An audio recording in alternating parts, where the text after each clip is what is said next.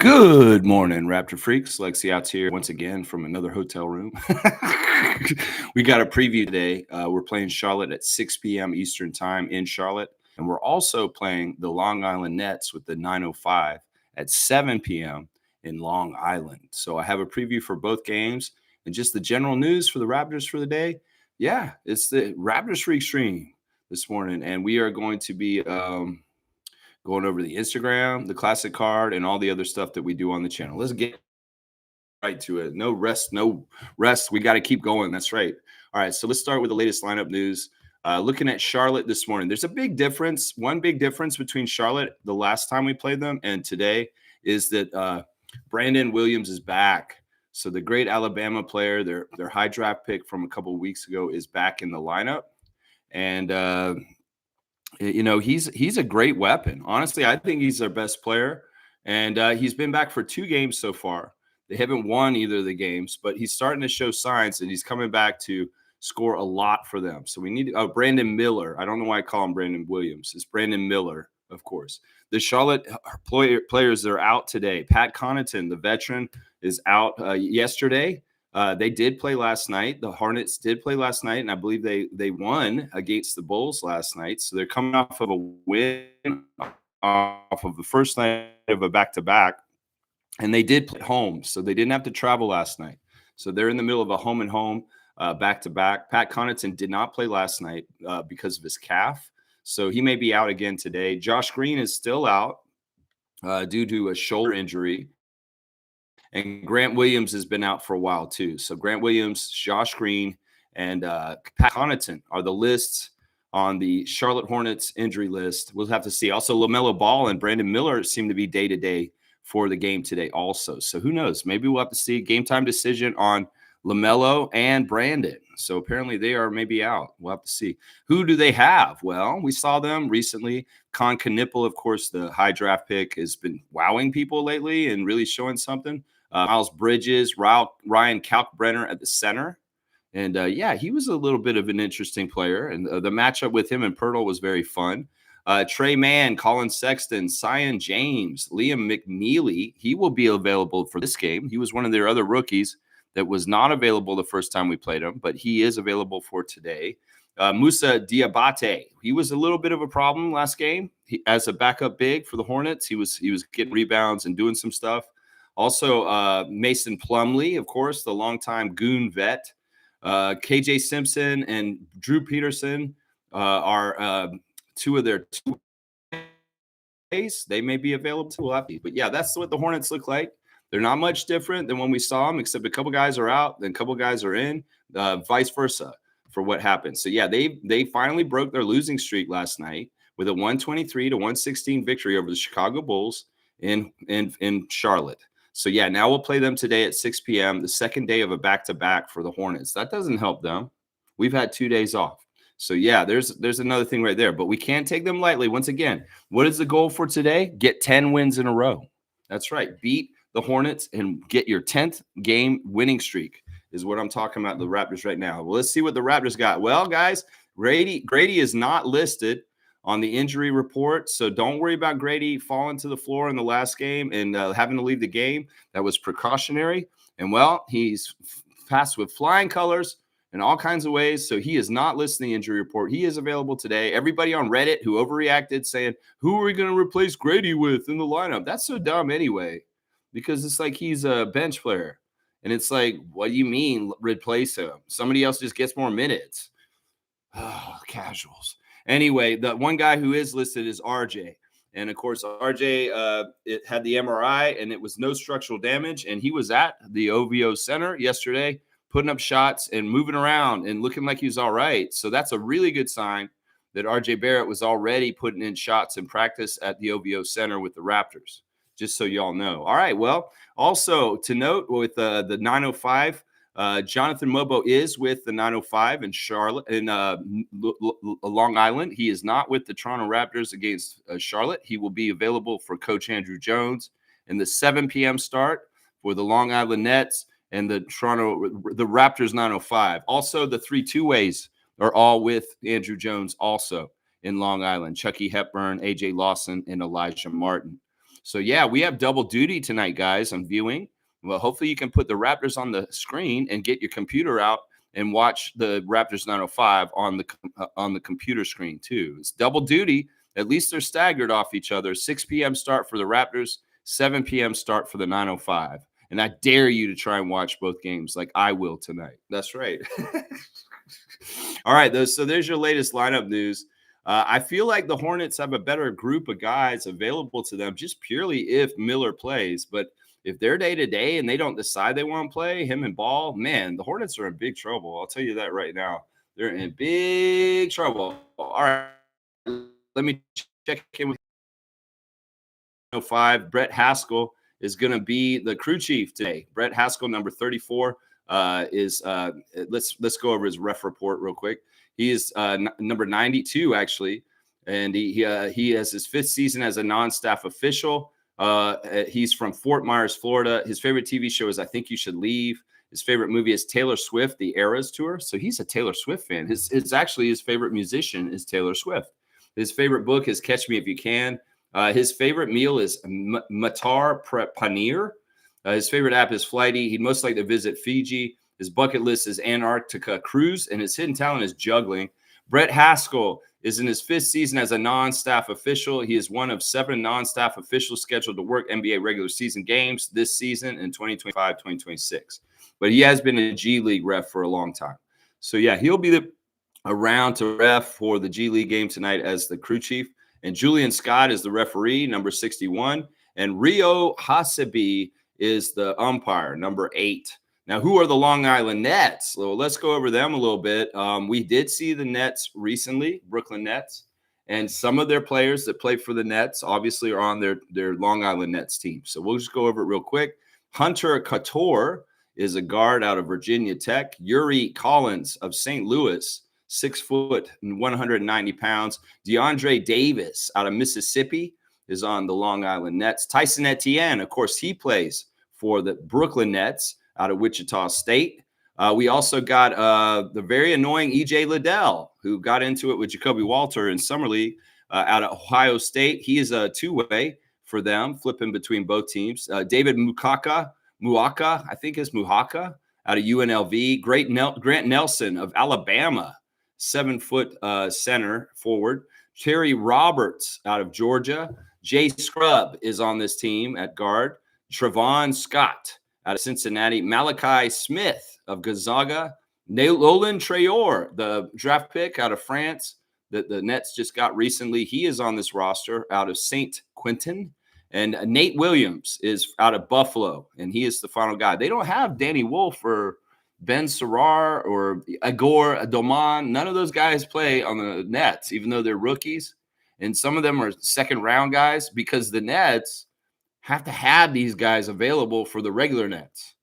So it's a real luxury. They're getting their development on the main squad because of that. So the Long Island Nets aren't that star-stacked, and they may look a lot at the Skyhawks earlier this season. So I expect if Andrew Jones having a 9-day period off just now, they haven't had a game in 9 days, the 905, to keep the 6-game winning streak going. It's a tough task because of such a long layoff with the energy that they've built already this season with the 6-0. Well, let's see how he keeps it. This is a great challenge for Andrew Jones to try and get the 7th win in a row for the 905 after such a long layoff on the road against the Long Island Nets. So let's see if he can do it tonight. That'll be awesome, right? We want to see the 905 continue to be undefeated for the season. All right, let's do the ref report for the Raptors. And first of all, on the replay center tonight, it's going to be Curtis Blair, John Butler, and Mitchell Irvin are going to be coming in on the replay center. And then for the game, we got Mark Davis as a crew chief again. We had Mark Davis as a crew chief recently in recent weeks, number 8 in his 28th out of Chicago, Illinois. He likes to show The Wire. His favorite movie is Three Colors, Pan-African. His favorite musician is John Coltrane, very respectable. Favorite book is Lonesome Dove. He likes to eat pancakes. His favorite app is Cisco AnyConnect, so he can get on that internet wherever he is. And most like to visit Venice and fly a helicopter. The Chicago River, to nearly 3 decades as an NBA referee. Mark Davis has 3 years of officiating experience in both the CBA and at the collegiate level. That's the Continental Basketball Association, which is the predecessor of the D League, the predecessor of the G League. So Mark Davis, such an old ref, he's refereed for the G League when it was a different name 2 names ago. Now, we've seen Mark twice this year already. He has ref 2 games for the Raps this year so far. And we lost the first one, but we won the last time he was refereeing us. Our win percentage with Mark career-wise has gone up to 49%. We win 49% of our games when Mark Davis is present. Meanwhile, the Hornets only win 43% of their games. So 49 to 43, the split for the Raptors with the crew chief, Mark Davis, crew chiefing his 3rd game for the Raptors this year. The second ref today is going to be the great Dedrick Taylor, the former UPS driver, number 21 in his 12th season out of Miami, Florida. His favorite TV show is Good Times. His favorite movie is Crash. He loves Michael Jackson. His favorite book is Tears We Cannot Stop. His favorite meal is breakfast. He likes to play Candy Crush. He must like to visit Africa. Call Ujiri. Bucket list is skydiving, and hidden talent is trumpet and juggling. Now, Dedrick, you really play the trumpet while you juggle? That's amazing. How many hands do you have? I'm just kidding. Dedrick Taylor has officiated 587 regular season games and 4 playoff games and 11 seasons as an NBA staff official. He made his playoff debut as an NBA referee in the 2019-2020 season. And, well, he's been very good to the Raptors. We did have him in preseason. We have not had him in a regular season game so far this year. But, yeah, Dedrick, a fantastic ref. He's up in the pink zone for us. He's a top 5 ref percentage-wise for wins for the Raptors. And we won 64% games when Dedrick Taylor is present at the game. And, well, the Hornets only 34%. So 64 to 34% for the second ref, Dedrick Taylor. Our third ref is dubious and also not one of my favorites. And we've had him this year already too. And in fact, we won when we had him earlier this year, despite him being him. CJ Washington is reffing us once again tonight. Number 12 out of his 10th season in Baton Rouge, Louisiana. His favorite TV show is Godfather Harlem. He likes the movie Life. He listens to Anthony Hamilton. His favorite book is Rise of the King. He likes to eat lasagna. He must like to visit Italy. I think a couple of these guys went to Italy, so maybe they should go. Bucket list is to attend a football game at Notre Dame Stadium. Prior to being hired by the NBA, he officiated for 8 years in the NBA G League, which included finals and all-star game assignments. Yes, CJ Washington is the worst ref for the Raptors today, guys.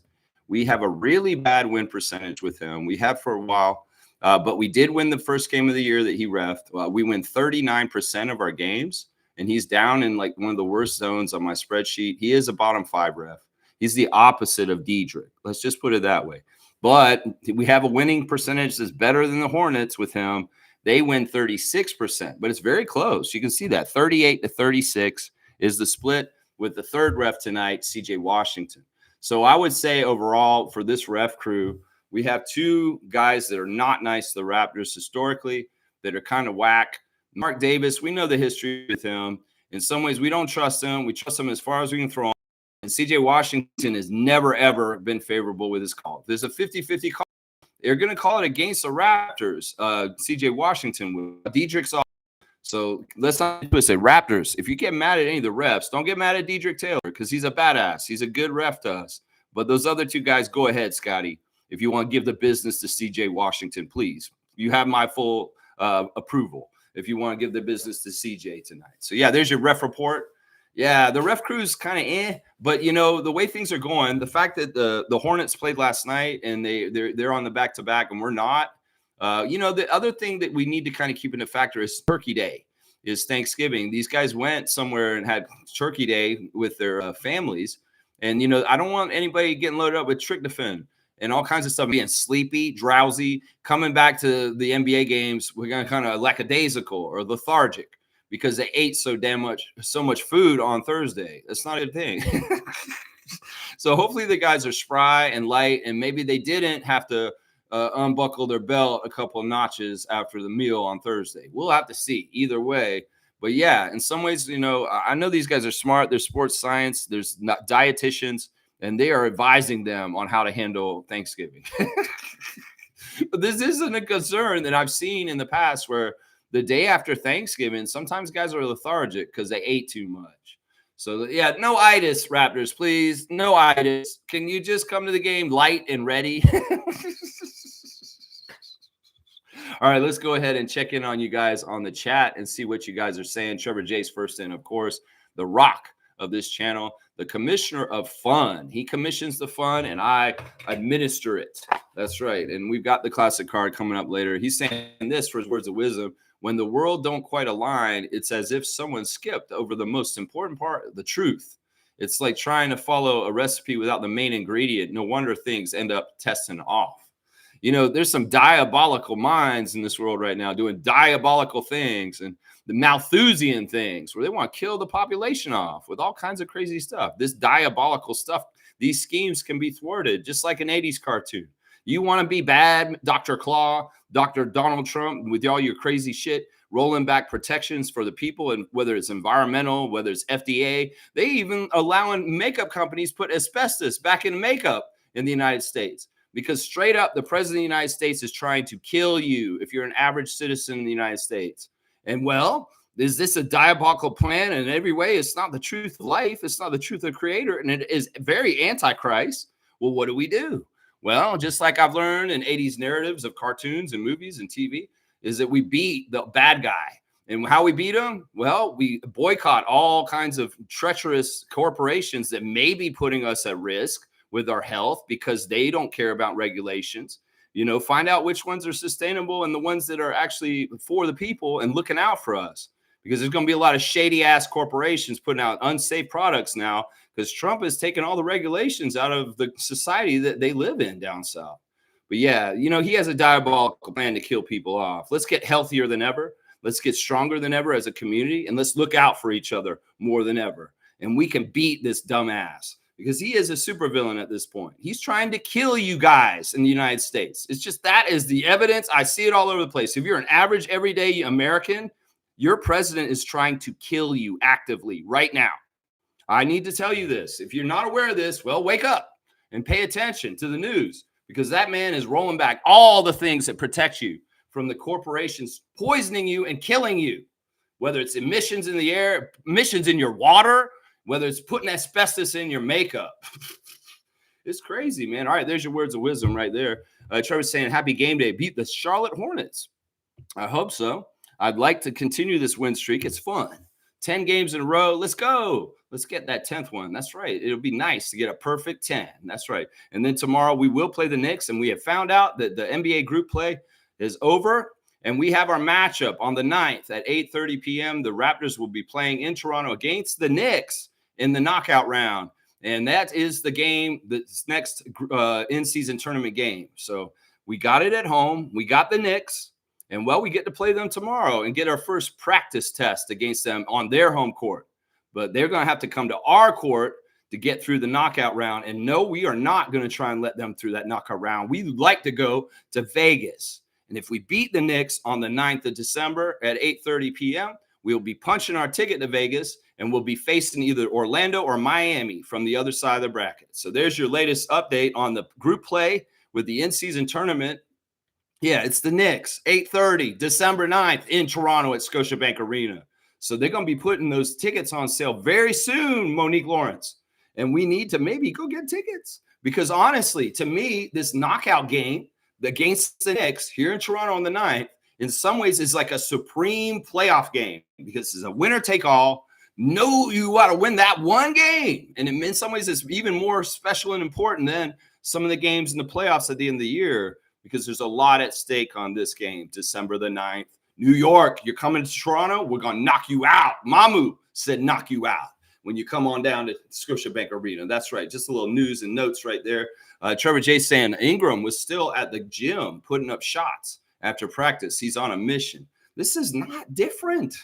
You know, what are you saying this, Trevor? Like, this is news? No. This isn't news. This man's decades of his life had been like this. This is not anything different than Brandon Ingram when he's 12, when he was 9, when he was 22, when he was 18, when he was 23. It doesn't matter what age Brandon was. He's been a gym rat his whole life, and he can't stop it. He can't help it.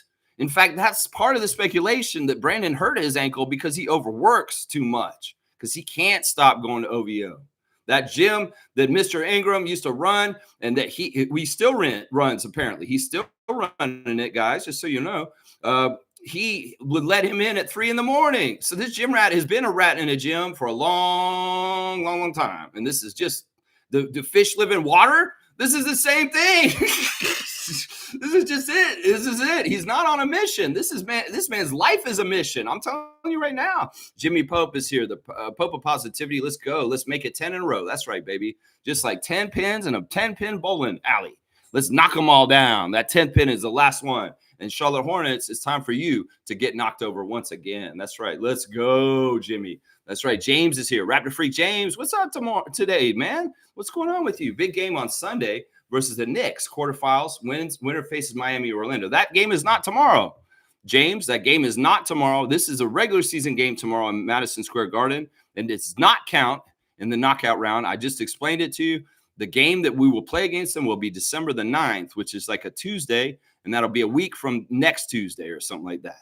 So, yeah, it's not I don't want you to be confused, James. That game tomorrow in Madison Square Garden is not the knockout game, just so you know. All right, let me keep going. Trevor J saying this. Oklahoma City are now 19-1 after last night. That's very impressive.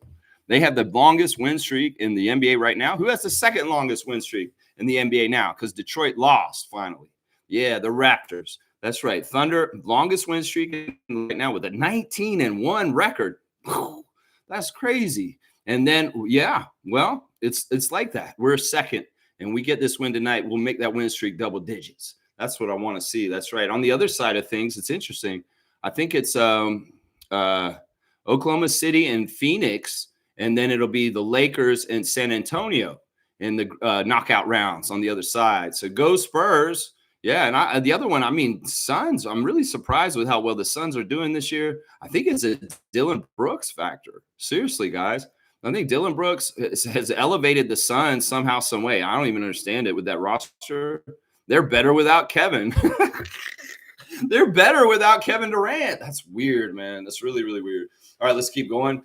G's here. Good to see our original trivia champion. G is in the house. He's saying Perkins gave very detailed reasons as to why he knew the Raptors would be good this year. He ran into Scottie, and Scottie told him people are sleeping on us and watch out. Also, he said he had Darko as an assistant. Yeah, Kendrick Perkins used to play for the Oklahoma City Thunder when Darko was assistant coach there. And he told a story recently about how he knew Darko was a good coach because he came in one of the first days that he was involved with Oklahoma City. And he just he totally told off Kevin Durant and Russell Westbrook and James Harden when they were on that team to get their asses in gear. Like he had the balls to come up to these guys who are superstars and just go off on them about playing harder and being tougher. Everybody thinks that Darko is some sort of player coach that's absolutely all sunshine and rainbows and just really nice and coddles the players. That's not true. In fact, Kendrick's story is an example of him. It doesn't matter who you are on the team. He will come at you and tell you what you're doing wrong and try and inspire you to play better. So I like that story by Kendrick Perkins about his playing days when he played for the Thunder and had Darko as an assistant coach on that team, that he was not afraid to go and get and rust his face and tell him to play better. He was not afraid of James Harden, and he was not afraid of Kevin Durant. Now, granted, they were the younger versions that had not totally established themselves in this league yet, but just like think about that. Seriously. I like the fact that he talked to Scottie, and Scottie said they're sleeping on us, and Kendrick believed him. That's good. That's good. That's right. Coach was very intense and went at Russell. That's right. That's the way the story goes. And he thought, wow, this guy knows his stuff and how to get the best out of players. That's what Kendrick thought when he saw Coach coming at the stars of the Thunder. It's pretty awesome, man. Trevor J saying all different people were with different accents making Raptor contents talking about how good this team is. That's awesome. That's awesome. And they should do that because, honestly, we're a global brand. We have fans around the world. And you know what? We should have Raptor Freak channels in all languages. Seriously, we should do that. If there's a guy in the Philippines doing a Raptor Freak channel and you want to do my format, but you want to do it in the Philippines, you go ahead. I have no problem with that. I'm not like one of these weird corporations that's all copyrighted. You can't copyright me. There's only one Lex. Try and do it like me. You can. If you try to and you do it, that's great. I'll be happy for you. but it's really hard to do it exactly like me. But if you want to do it and you're the Filipino Raptors freak, go ahead. Make your channel, bro. You have my blessing. You could even use the name. Do it. Do it. I don't care. This is a phenomenon. I am not an individual. This is a group. This is a family. And we all are Raptor freaks. That's right. That's the way I look at it right there. That's right. I'm buffering a little bit, Stargate. Okay, yeah, these hotels are really bad. This hotel is bad for internet to a degree. Like I've had trouble with connections in this hotel, and hopefully I won't get kicked off like I did the first time I was here last week. So yeah, I'm back at the same hotel I was at before, and I'm gonna be here for a while apparently, which is good and bad, I guess. In some ways, it's like I want to just be home, but in some ways, I can't be home right now, so I got to be here, which is what it is. Fiercey's here. Good to see MJ. Good morning, fam, and happy game day. Good morning to you, MJ, and I hope Fiercey's Junior's having a fantastic weekend too. And let's get ready for some basketball tonight. That's right, doubleheader. Hopefully, you can watch both games. The 905 playing Long Island Nets, and of course, the Hornets and the Raptors. That's right. Shaq Lindsay's here. Good to see Shaq Lindsay. Love to see the supporters of the channel here, Fiercey and Shaq Lindsay. Wow, everyone is talking about us. What a difference 2 months of winning can make from February when we got BI. All I heard was negativity. They didn't want to believe it. In some ways, they thought Brandon was so hurt he'd never, ever be coming back. What? That doesn't make no sense. Like, seriously, why didn't y'all think Brandon Ingram could get healthy, especially when Dr. Alex could keep Kawhi so healthy? You didn't believe in Dr. Alex? What the hell? Why would you believe in him? NBA media experts. It's like put the equation together. Okay, Brandon's now on the Raptors. Brandon is a really good player. Well, he can't stay healthy, but he's on the Raptors. They have Dr. Alex McKechnie. Oh, yeah, duh. It's like they don't even know our personnel or understand us. Either way, Shaq Lindsay, it's nice to be ahead of the curve and on the Raptor Street channel. That's right. We are ahead of the curve. We know this stuff. That's why I made that stream yesterday, because I'm ahead of the curve. I will put it out there. They're going to start saying, oh, no, they're really good. But they don't want to give us all the way to what I said yesterday and actually admit that we're an NBA title contender, which we are. We are going to contend for the title this year. We may not win it, but I say we're one of the top Eastern teams that could get it, is what I'll say right now. That's right. Let's keep going. Fiercely saying this: I appreciate being talked about, but where was those ravings and energy a few months ago? They don't have to rave about it. I'll do the raving. I'd rather move in silence like we did and shock the league. Well, we're going to get noticed if we get a 10-game winning streak. That's just how it is. No, this is all happening the way it's supposed to be, Fiercey. We can't control others. We can't control others. And what they're going to do, we can only control ourselves. And Jacoby Walter control his game and play good defense and hit some threes, and he'll live his life. You know, Brandon Ingram will control his game and do what he does so well and clutch. With Scottie Barnes will control his game. That's all we can control, is what we're going to do on the court as our players and our coach and our team. And we can't control the media. We can't control the perceptions. We can't control the stupid shit. And in some ways, we shouldn't try. We shouldn't waste the energy. Let's just go ahead and let them be them, and we'll be us. And in some ways, if you're watching my channel, you're a little bit ahead of the curve, is what we're just saying right here, because you understood that this team was going to be good, because I've been saying it all summer, and I didn't just start saying it just in the last month. So, yeah, let's keep going. Infamous saying this: salute, freaks. The Knicks game is a part of the revenge. I still remember how Cat celebrated when he beat us and taunted our fans. Belt to the ass. No, this is true. You know, he did a little bit kind of like Joel Embiid doing the airplane. He was like saying, this is my fucking team or something like that. He said something like, he said something really not, it was like he never won before, the way he was acting. It's like a regular season game. It was like, okay, Cat, get all overjoyed about beating the Raptors. Oh, that's why. I remember now. The reason why he acted like that is because he used to play for the Timberwolves, right? Well, the Timberwolves had a long stretch of time. The whole career of Karl Anthony Towns, while he was on the Timberwolves, he never won in Toronto on the Timberwolves. That's why he did that, because every single trip he came every year with Minnesota, they lost, and he had not beaten the Raptors in Toronto until that game with the Knicks. And that's why he was so overjoyed, was because he had never beaten us in our house. So that's why. Let's remember that. But yeah, I love to get some revenge on him like that. I watched a little bit of the game last night with them in Milwaukee, and they took care of business. The Bucks, who were winning a lot of the game, but then at the end, the Knicks turned things around and ended up taking the win for sure in that in-season tournament game, and that's part of how they're going to be playing us in the knockout round. So, yeah, they had to win. They had to win. Omari's here. Good to see Omari Parsons. Y'all, if y'all need realty, if you need a place to stay, a place to rent, if you're looking to actually try and buy a house, Omari Parsons is a great realtor in the West End of the GTA. So look him up, and Omari can help you out with housing. Morning, freaks. Let's get 10. That's right. Let's get 10. I'm all about that. I'm all about that. And Trevor's saying I can see a 15-game win streak coming right now. Well, all right, hang on. All right, so we got Charlotte. We get Charlotte, and then we get to New York's tomorrow.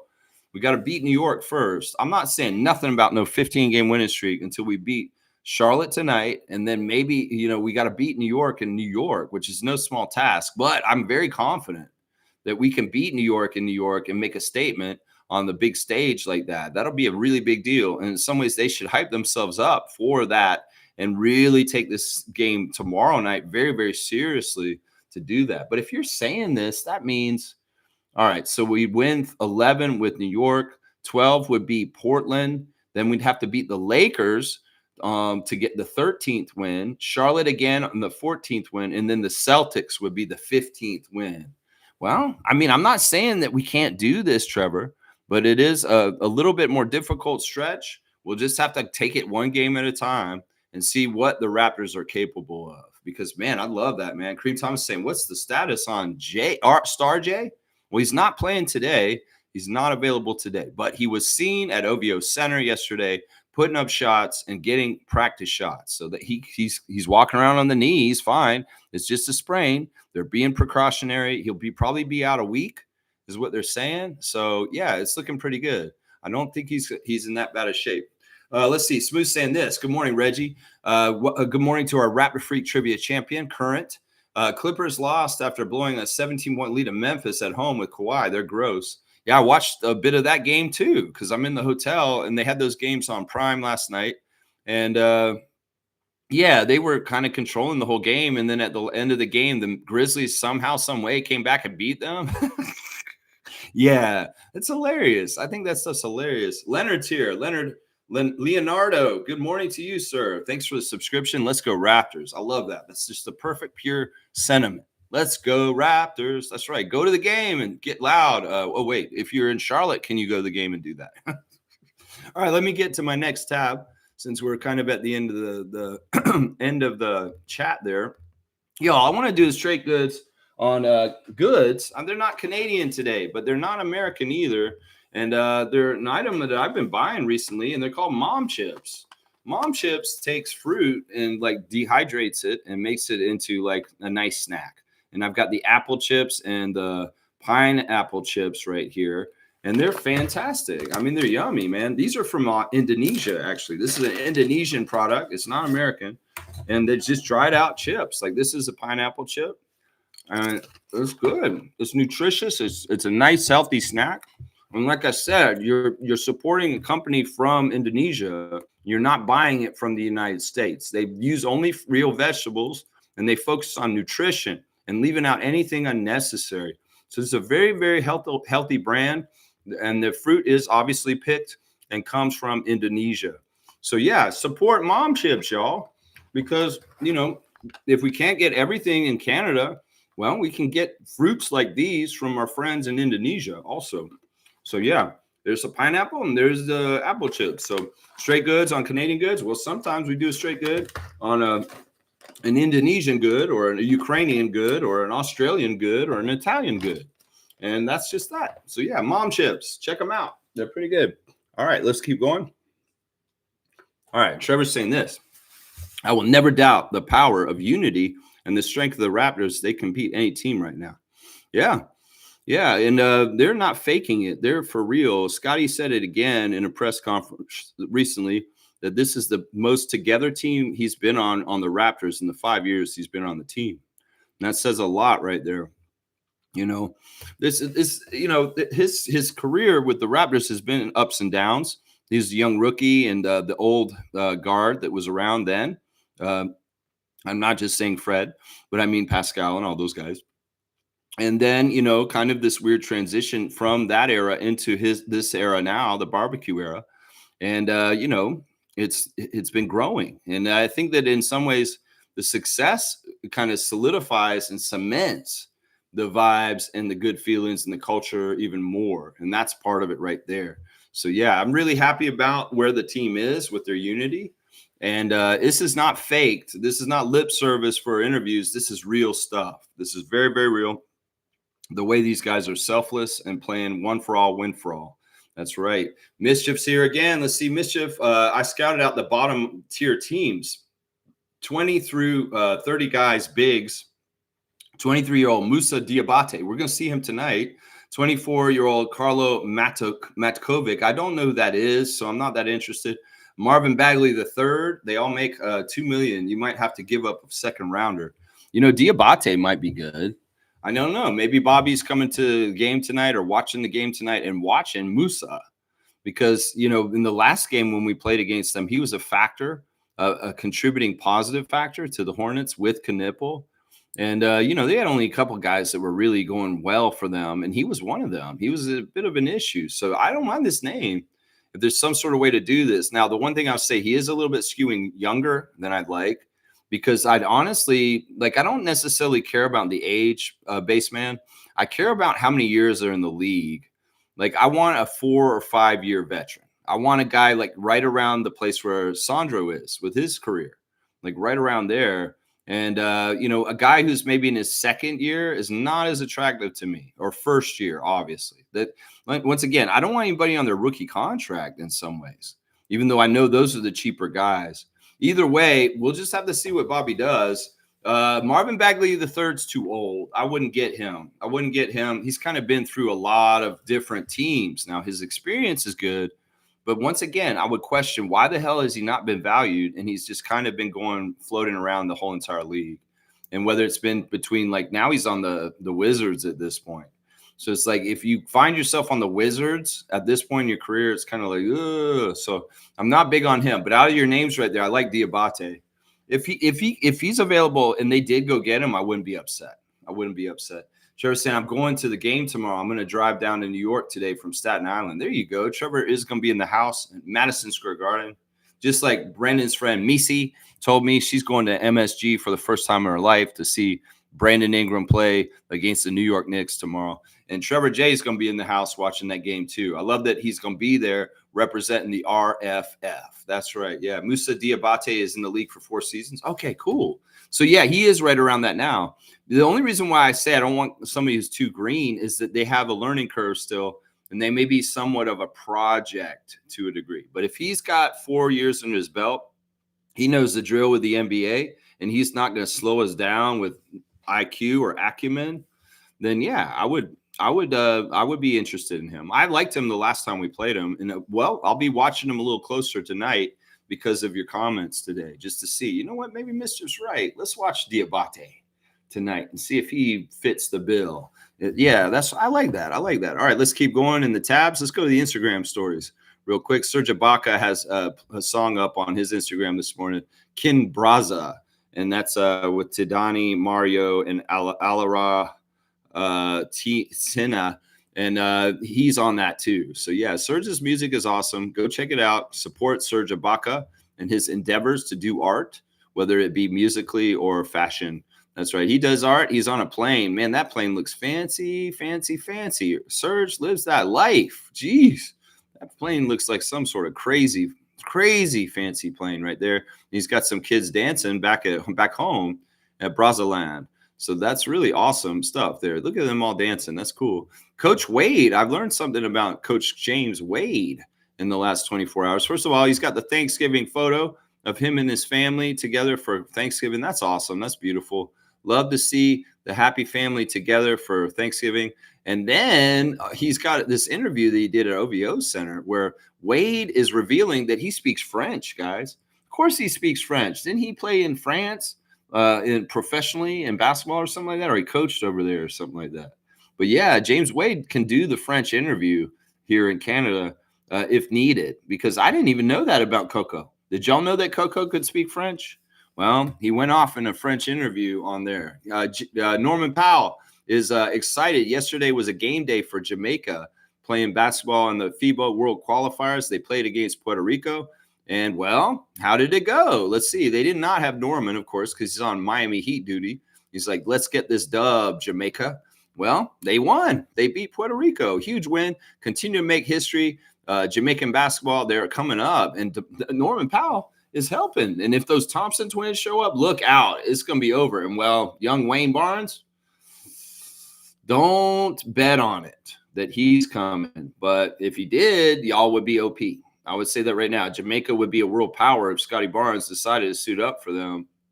But we know he's holding out for the United States so that he can play for them. That's right. Matt Devlin is showing on his Instagram Brandon Ingram in the gym. And that's what Trevor was talking about. Bucket getter. He's out there with Pat Delaney just rifling 3-point shots one after the other. I hope that Noah system's being nice to him and actually being helpful.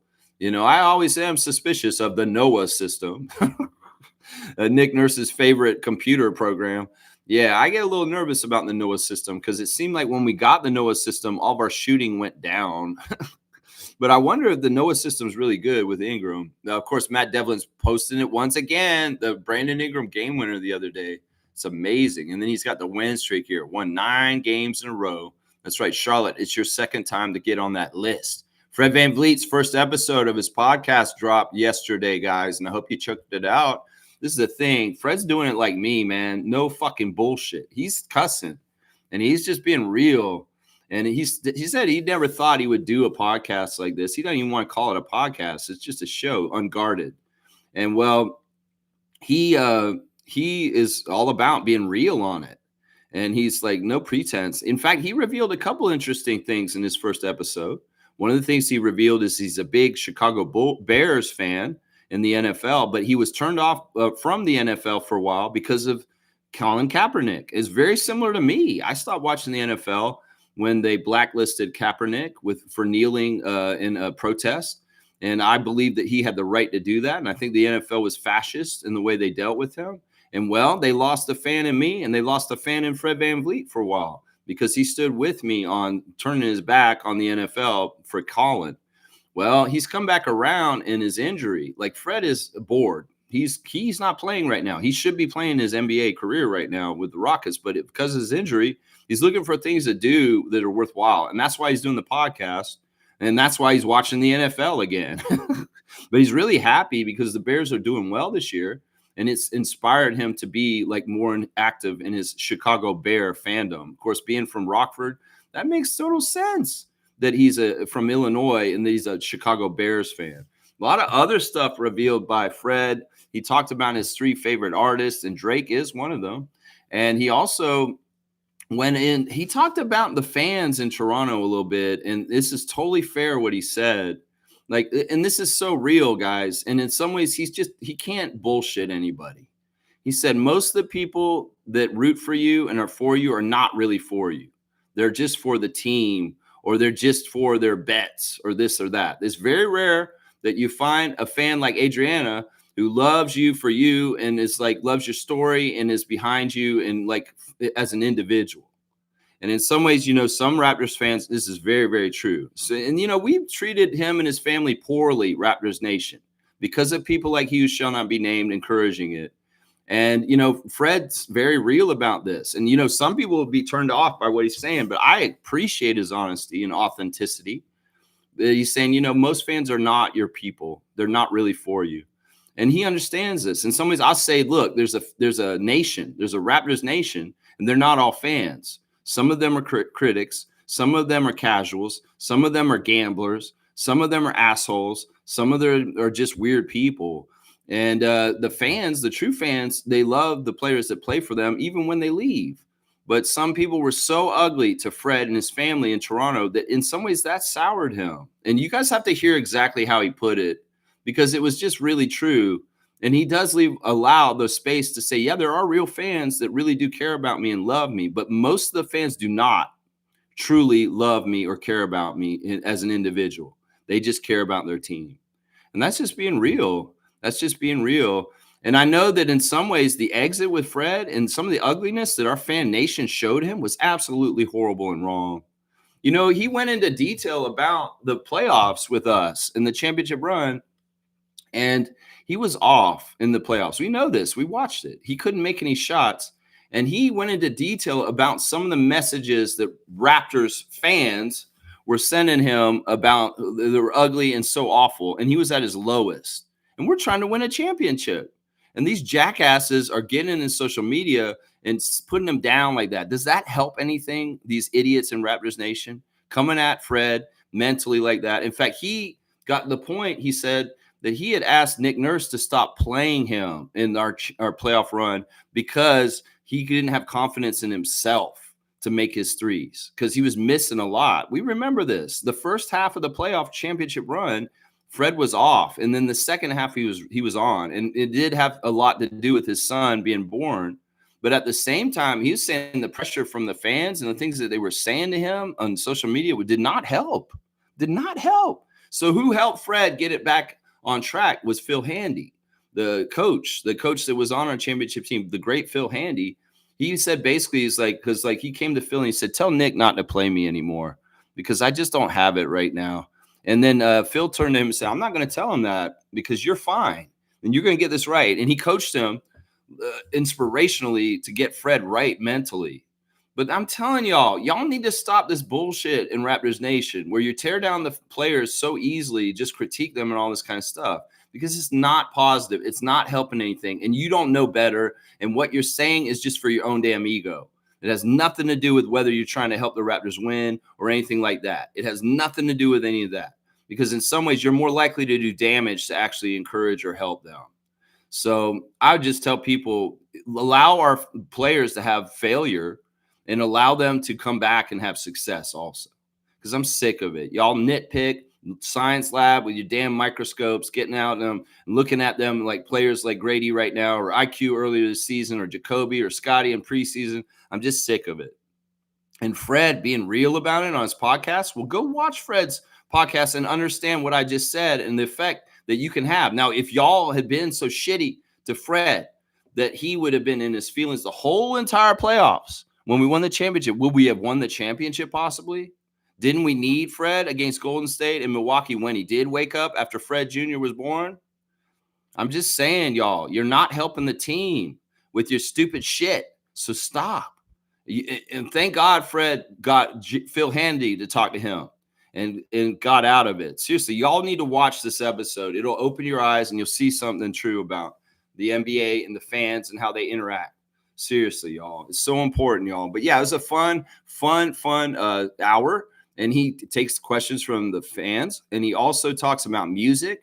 He talks about his apparel deals that he had throughout his career with Nike and Adidas and different people and why he wore different shoes at different times. And, he's just really real about it, man. And the Raptors championship stuff alone, you need to watch this. This is must watch for any good Raptors fan that cares about this franchise and this team. You got to go watch the Groats, one of the Groats, Fred VanVleet, talk about what he has to say. Seriously. And I'm looking forward to the second episode. Seriously.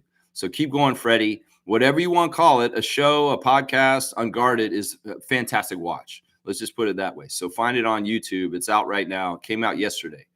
Jared Roden with pictures of him in Paris, in the Paris, France jersey. It's like, look, the world is bigger than the NBA, and Jared Roden is out there exploring it. And it looks like he's enjoying things. It's very, very different being in France, and I think he likes it a lot. There's Chris's son in the bathtub. Don't kill me. It's why did he write that? He's like, oh, he posted a picture of his son, and maybe someday he'll see that his dad posted that, and he'll be like, yeah, he's going to come get him for that, like in like 10 years, 15 years.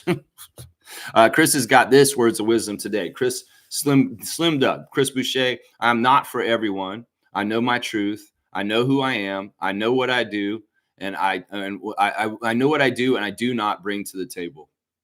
Chris, if they mistreating you in Boston, if Joe Mazzulla ain't playing you less than Darko,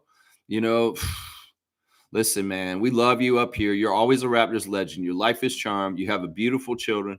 You got an amazing life. So many good things in your life. You got your beautiful mom. You got so much, bro. So just count your blessings. If it's not exactly the dream of what you wanted in Boston with what's going on with this team, well, it's not your fault. You just came there and you got to do what you got to do, and you are who you are. And if they don't want to utilize you and you don't want to do this, they don't want to do that, well, that's their own damn fault.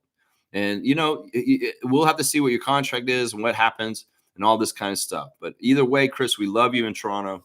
We always will, right across Canada. That's right. That's right. Let me see. What else do we have in these here? We got Elijah Martin celebrating some guy in Wisconsin named Boyd. I'm not sure who he is. So maybe he's a friend of Elijah's. Let's see. What else do we have? There's the Raptors, more highlights from the game the other night, and the fun. They have a new pop-up experience that just opened up in Sherway Gardens, guys. The Raptors have a new apparel store that just opened up, and they're going to have Matt Bonner down there today from 11 a.m. to noon.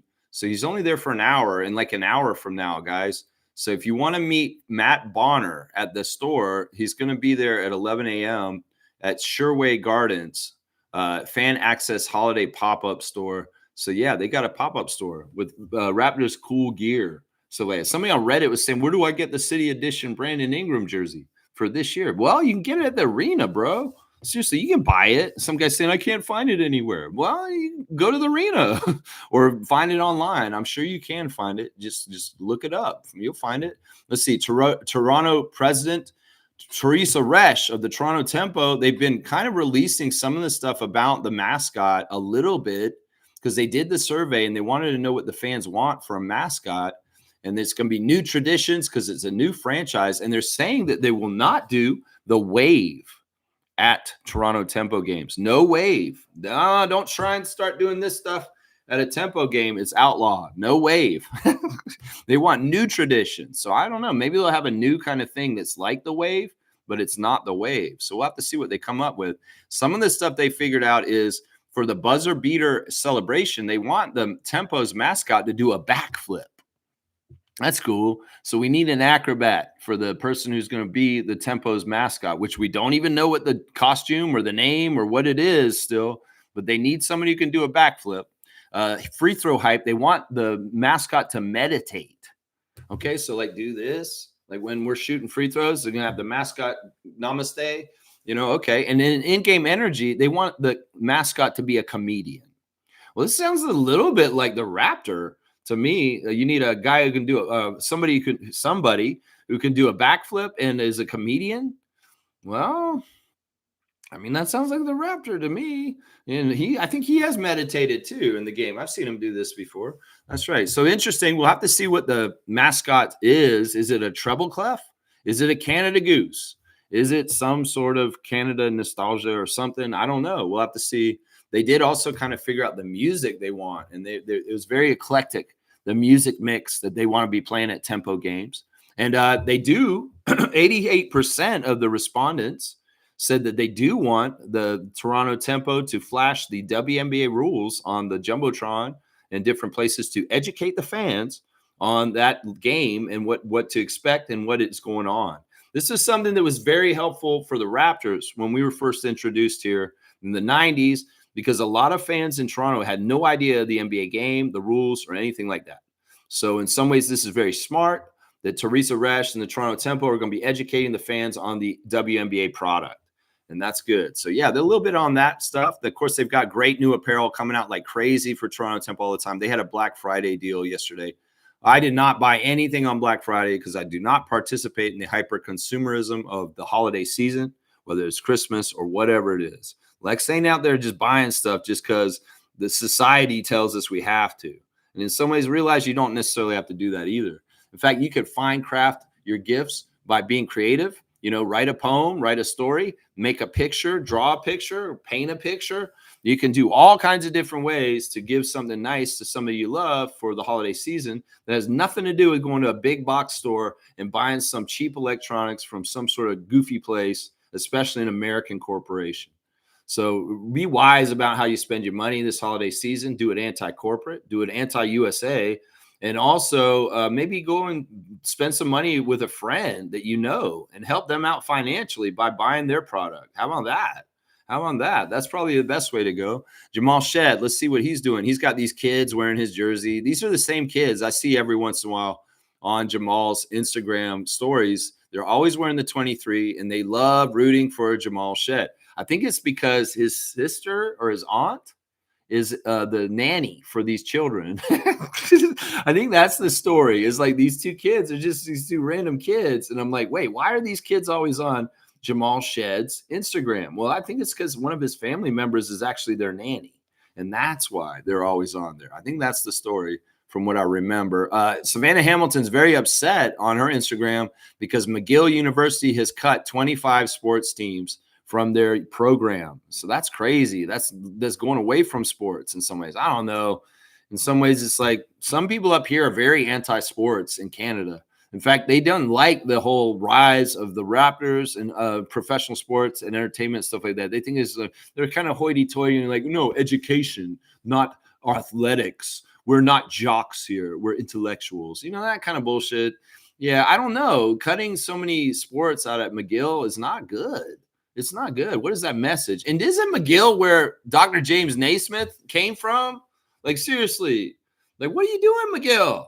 You are the place where basketball was born in some ways. And you're cutting sports programs? Like, what is this? Yeah, Savannah ain't having it. And she's coming at them for that. Let's see what Jonathan Mobo is saying real quick. He has words of wisdom for us.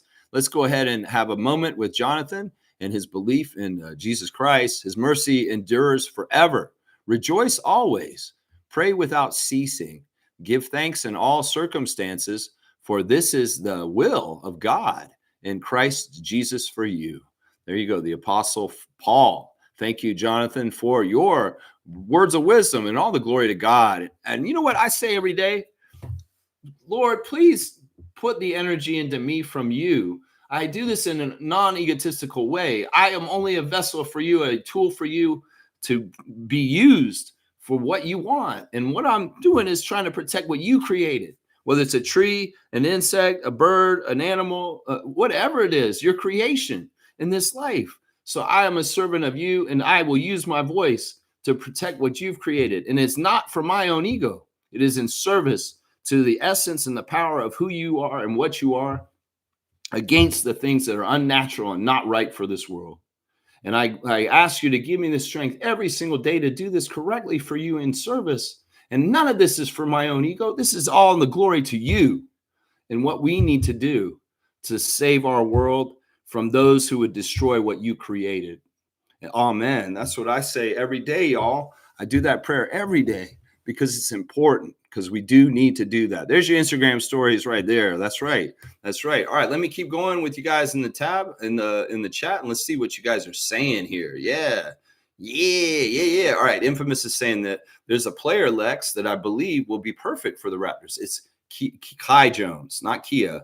I know the autocorrect. It's Kai. Kai Jones. Checked out some videos of him. He will be perfect for our team. Take a look at him. I know Kai Jones. Kai Jones was on the team that we're playing today. He was on Charlotte. He had a mental breakdown a couple years ago, remember? And it was very well publicized that he was in a bad place mentally, and he had a mental health issue. But he came back from it, and the Clippers kind of brought him back in the fold. I mean, he's very talented. I've seen him. I'm very familiar with him.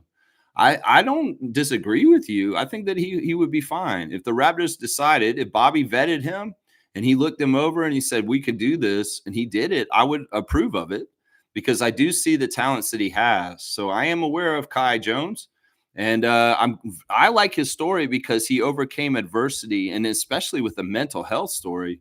That's fantastic to see a young man come back and reclaim his career after, having some issues there for a second. But I give it a 2 thumbs up, Infamous. If we got Kai Jones, I'd be fine with it. I don't know if he's exactly the kind of big I want, though. I really do want a floor taker-upper who's a powerful seal and in some ways does the things that Yak does as a backup. Think like Frank Cornett for the Celtics last year. That kind of thing. We need that kind of energy coming off the bench. Let's see. Trevor's saying this. Orlando Magic in the Pistons game was a battle last night. Yeah. And the Magic ended up winning, and the Pistons are out and not a part of the 4 in the knockout round. And it's crazy because they have the best record in the East, and they are not going to Vegas for sure. And yeah, in some ways, we will not get a chance to see the Detroit Pistons before January. We will have to wait until next year. because they are not involved in the in-season tournament at this point because Orlando put them out last night. That's right. Fiercely saying this, Cat is a clown. Yeah, in some ways I agree with this. I agree with this. You know, there's this side of Cat that I feel sorry for him. Obviously, with the things that happened during the pandemic with him and his family are just awful and really, really bad. And like, it's tough, man. You know, if he wasn't goofing on us at one time, you know, maybe I would have more kind of feeling bad for him. But in some ways, nah. We got to play him tomorrow. We got to beat his ass. That's the way I'm looking at it right now. Yeah, Mo Greg P is here. Good morning to you, sir, and thank you for the subscription. He's saying the constant trade talks is shitty content. Yeah, I totally agree, man. That's why we don't try and center it around that here. It's really kind of looking on the team and keeping y'all informed on the facts and the things that we need to know about, like you know, who's injured and what's going on and all the insider detail. You know, superfan Monique Lawrence and my good friend Trevor J, they are so good at finding all the Raptors content that is out there. And we have a Facebook group that they post everything in. So it's like if you feel like they're overwhelmed because there's just so much out there Raptors wise, well, they can help you find the stuff that matters. And they absolutely help me with this channel so much. They are my part of my production crew and part of my research department, obviously. So yeah, if you want to join the channel, you get access to our Facebook group and our Discord server, which on the Discord, we are in there during the game live and quite often maybe on mics talking or even commenting during the whole entire game. That's for member privileges and stuff like that. I give the show for free, but there are extras during the games that people can pay for if they want in a monthly membership. It's only like $3 a month, even too. It's so great. Yeah, the trade talk pisses me off. Like there are egregious YouTube channels that are just doing this all the time.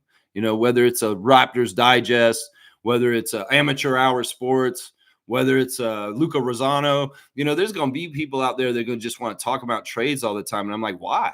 That's wasted hot air.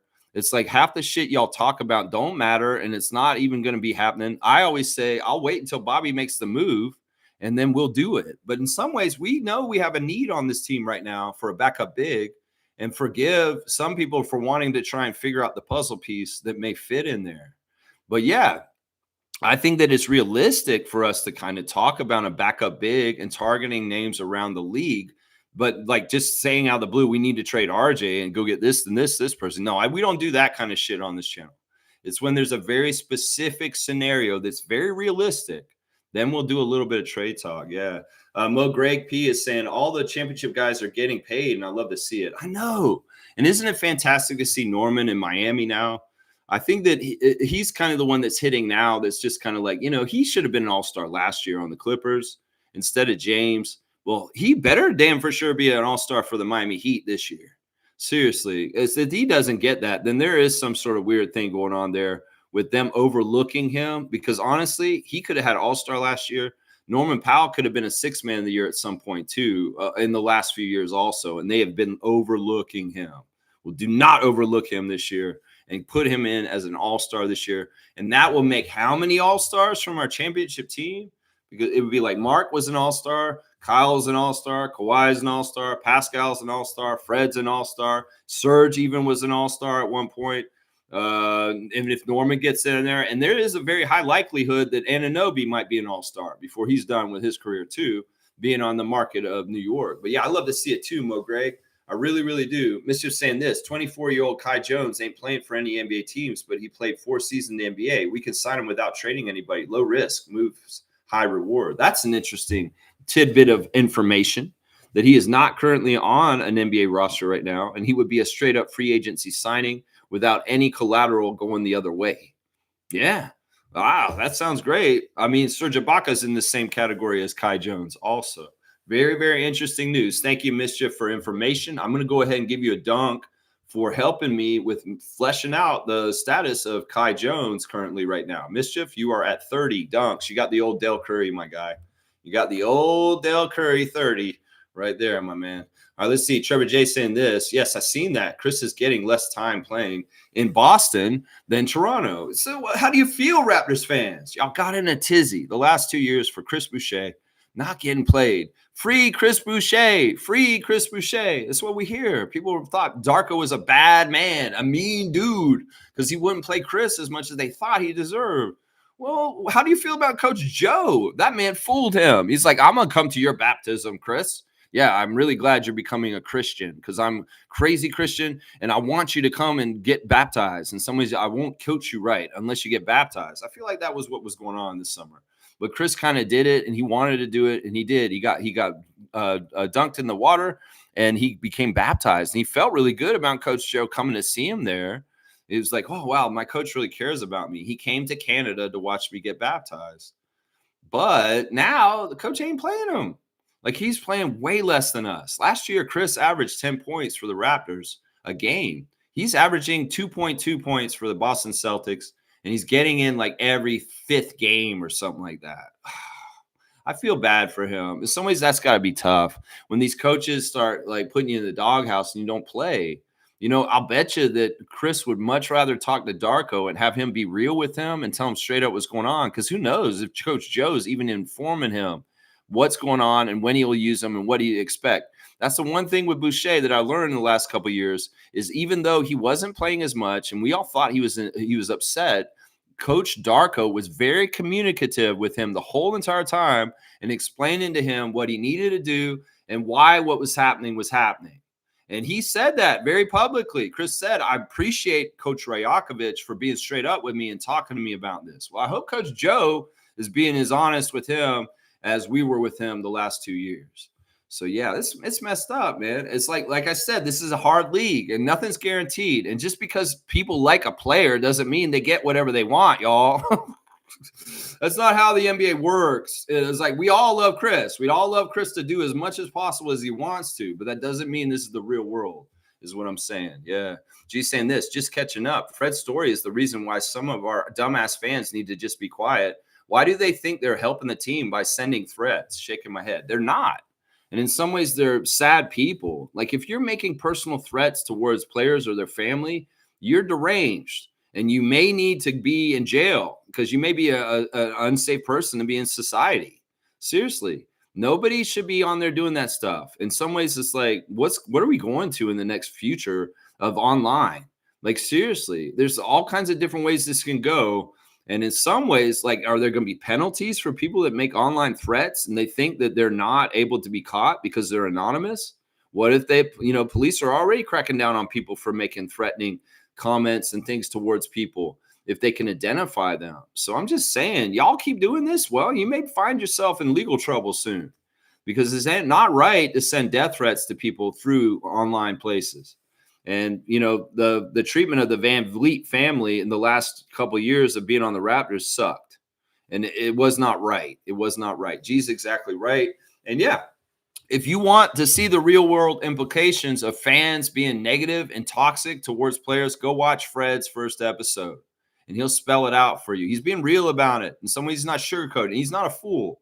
He understands most people out there aren't for players and they just for the team. And I know I'm that way, but I'm for the players also. And I honor them and I treat them as human beings, not just commodities like they're on a parlay.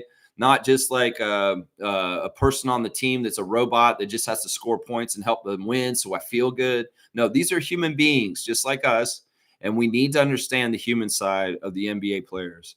Seriously, man, it's messed up, man. Kareem saying this, kind of off topic, but does anyone know what happened to Imani Bates from Cleveland Charge? I had him as a comparison of Ingram, and it seems like he fell off a cliff. That's an interesting player to bring up.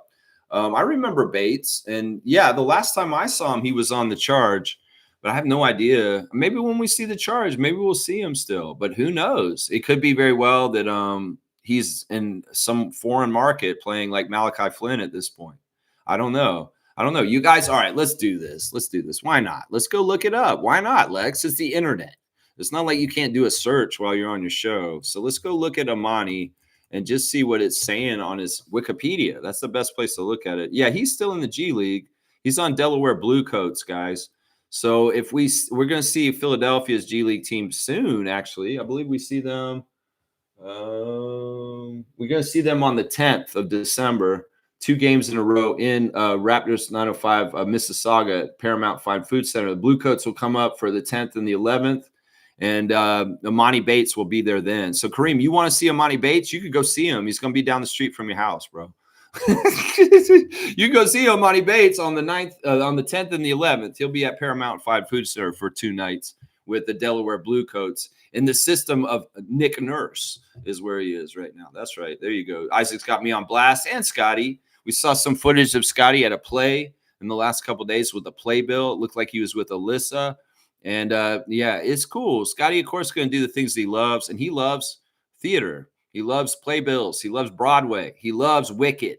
He loves Hamilton. He loves Hamilton a lot. And, you know, I ain't got no problem with that. Scottie, it's cool to have interests, and especially eclectic interests.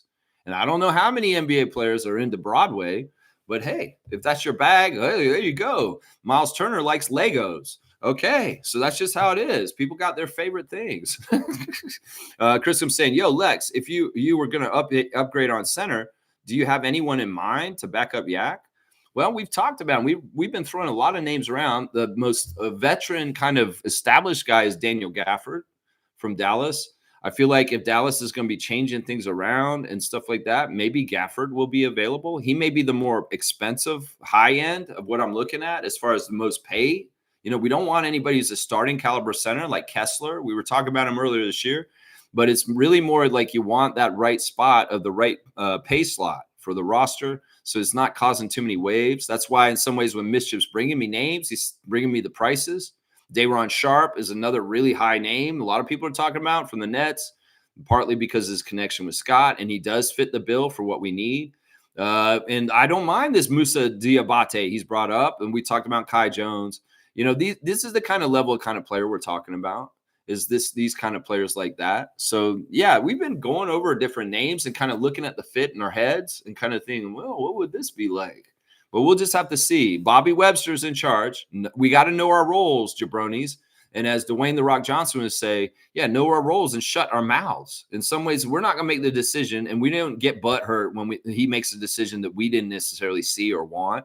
We got to trust in Webster, just like we trusted in Ujiri before, because our GM has had a good track record of 12 years with Masai in making this team the best team we could have. A lot of people that criticized Masai and Bobby during the down years after our championship just didn't understand how much crap we were thrown at with an 82-game away schedule in Tampa and a pandemic interrupting the year and all kinds of different stuff happening. In some ways, they did a really good job of patching the holes in a ship that was leaking and keeping us afloat during a very, very difficult time for any franchise in this league. In fact, because we're badasses, we're looking like we are now after going through those couple of years. You know, some of those years, they could have destroyed some of these franchises in the NBA, and they didn't recover for like decades. Let's just put it that way.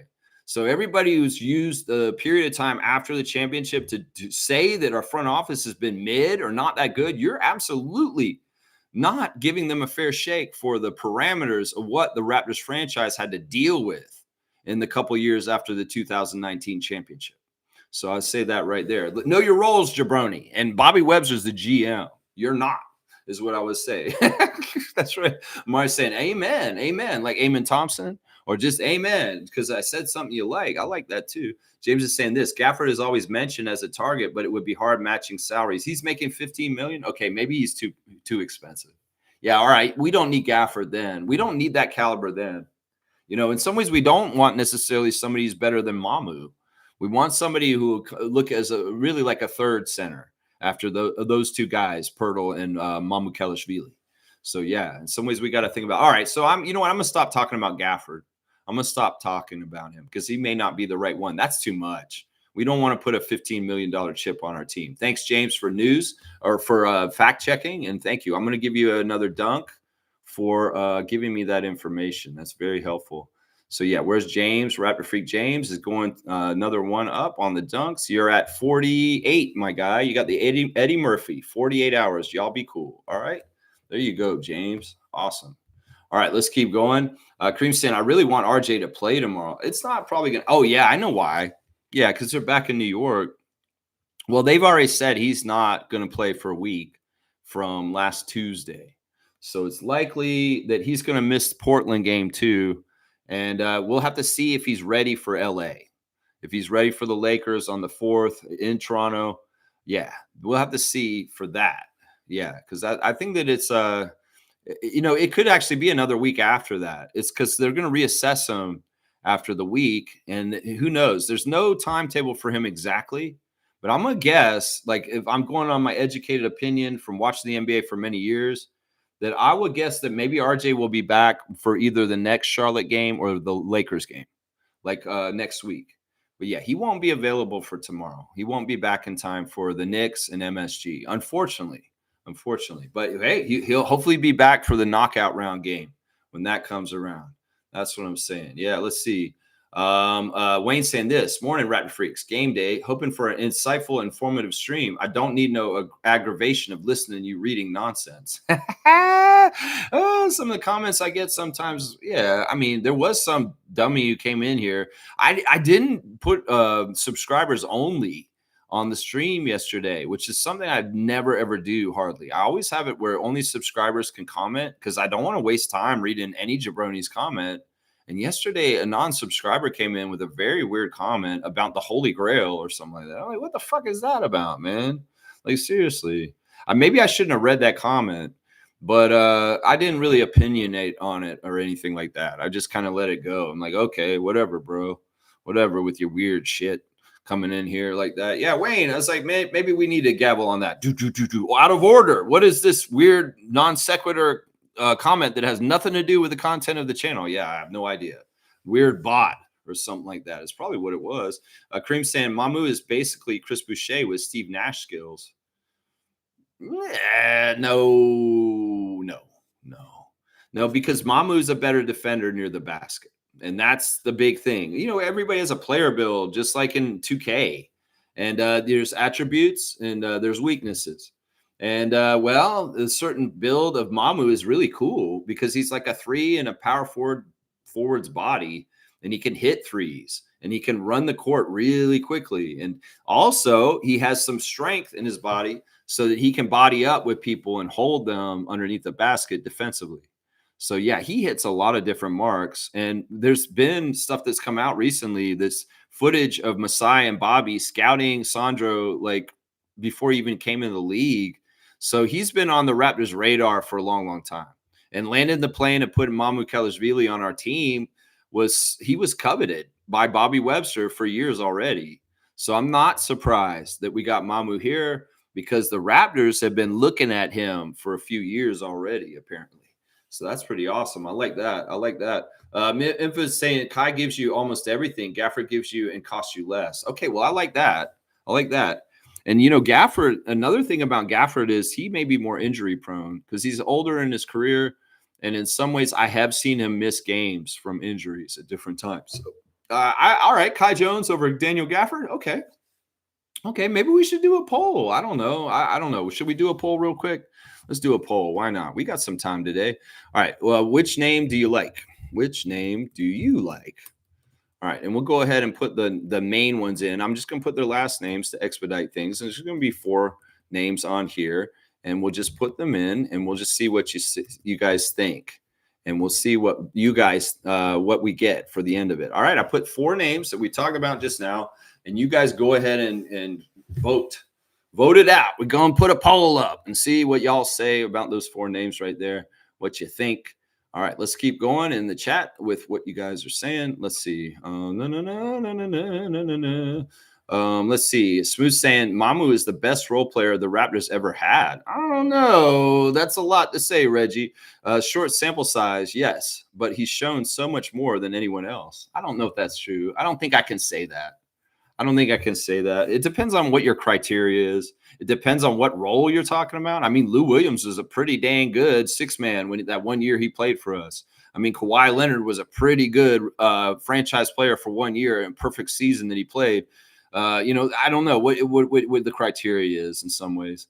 I guess Kawhi is not really a role player, although I'm just saying, what is the criteria here and how do you measure it and how do you compare apples to oranges or maybe even apples to pineapples? How do you compare them? I don't know. You taste them? I don't know. I'm not going to taste them right now. But I'm just saying, I don't know how you figure this out, Smooth. I don't know how you figure it out. Maybe efficiency or like player per or something, PER. I don't know. Let's see. Kareem saying, Lex, what's the backstory on why you've been in a telly all week? I know you went to a couple games, but you're still there. Yeah, I'm in a different hotel. I was downtown with Adriana in an Airbnb next to the arena for a couple nights around the Indiana game because went to the game, and that was something we planned months ago and had ready. But before that, I've had major issues with the bathroom at my cottage. And let's just say it's ripped out and all crazy. And it's like, in some ways, it's like a big, huge project. And my house has had all kinds of work crews at it. And I'm just out of their way. I'm just trying to get away from all the stuff. We also took down some major trees in our yard, too. And there's just been a lot of activity there with busy contractors. And I'm just trying to stay out of their hair. And that bathroom's not going to be ready for a while. And in some ways, I just want to be away from the chaos, because part of it is they're making a ton of noise at my house right now. And if I was doing the stream at my house, it would be very disrupted. So that's why I'm in the hotel in the week, is because we're doing renovations. And I'm just getting sanctuary in the hotel close to where I live. So I'm not far from where I live, and I will go there and hang out and watch what they're doing after this. It's just part of it is for a good night's sleep. Part of it's also so I can shower and use the bathroom. There's things like that. It's kind of what's going on there. So yeah, and I was hoping I'd only be here for a couple of days, but this is taking longer like it always does. And I may be here for a week more after this. Like, you guys, I'm going to have to figure out the backdrop here. I know that's not the most appealing. I'll figure out what I'm going to way I'll shoot it here soon. But yeah, as long as the internet's working fine and I can do the full extent of the show, that'd be good. Smooth saying this, Boucher's getting paid. He's fine. Family taken care of for life. Yeah. We can't have it all, can we? Maybe we can. You're a two-time champion, Chris Boucher. And you're a Raptors legend forever. And you're forever beloved in the country of Canada as a great Canadian Raptor. So, yeah, don't worry about it, Chris. You've had a very successful career in the NBA as a player who made it through the mud, just like Fred VanVleet, who came in through the back door. You were not a high draft pick. You were not somebody that was just given everything. You earned it. And in some ways, there's a limit to your ceiling, partly. But you know what? You got to be proud, man. You got a 10-year career. And a lot of guys that came into the league like you did, they didn't even last a year or two. So it's all perspective. In some ways, he's got to keep it in, because, look, he wasn't guaranteed on the Raptors at all. He came from a 10-day contract to become what he is now. He was on a 10-day. He wasn't even a two-way. He was on a 10-day, and he clawed his way into what he is now. So you got to give him a lot of credit right there. Wayne saying this, assessing potential players for the Raptors roster is easy. I always hated Ingram because he always, when he played us, torched us. He's been outplaying Pascal forever, so that's a no-brainer to acquire him. I don't like comparing specific players to each other, because in some ways the body of work of each player is different. DeMar's body of work, Pascal's body of work, Kawhi's body of work, Kyle's body of work, it's all different, and it's different paths, and it's different things. Now, do you denigrate Pascal because he isn't the exact clutch player that Brandon Ingram is? Well, some people in the crowd at the Indiana game the other day were, and I felt like that's not right. And this is what Fred's talking about. Siakam, he is such a huge success story, just like VanVleet. And anybody who disses Siakam now or puts him down, that's not the right energy. Once again, this is a guy who helped us win a championship. He was the second banana on our championship team, and he's only made us look good. He's a most improved player. He's an all-star. He's a franchise player. The Pacers now passed us. And I wish Raptors fans would honor and treasure and respect that, instead of saying, oh, no, he couldn't do what Brandon does now for us, so he's not as good. No, we don't need to compare Brandon to Pascal, because they're totally different players. And in some ways, Brandon Ingram was a lottery pick out of Duke, who had a very highly touted skill set already in a certain way. And Siakam was a no-name who came from New Mexico State, who barely made it in the league, and then he became an all-star. So we got to understand where people start from and where they get to.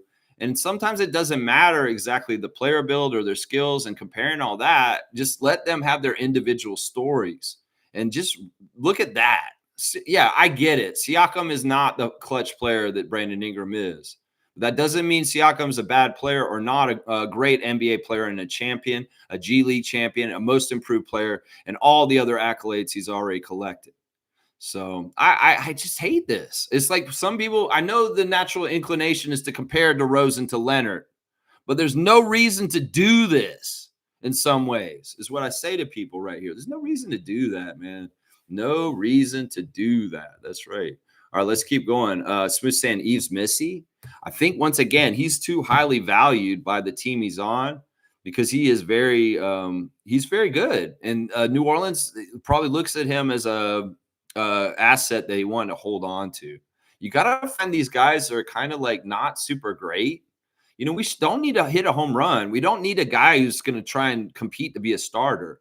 We just need a solid big guy that's going to take up paint and he's going to rebound and he's going to make it harder for people to score on us near the basket when Yak is out.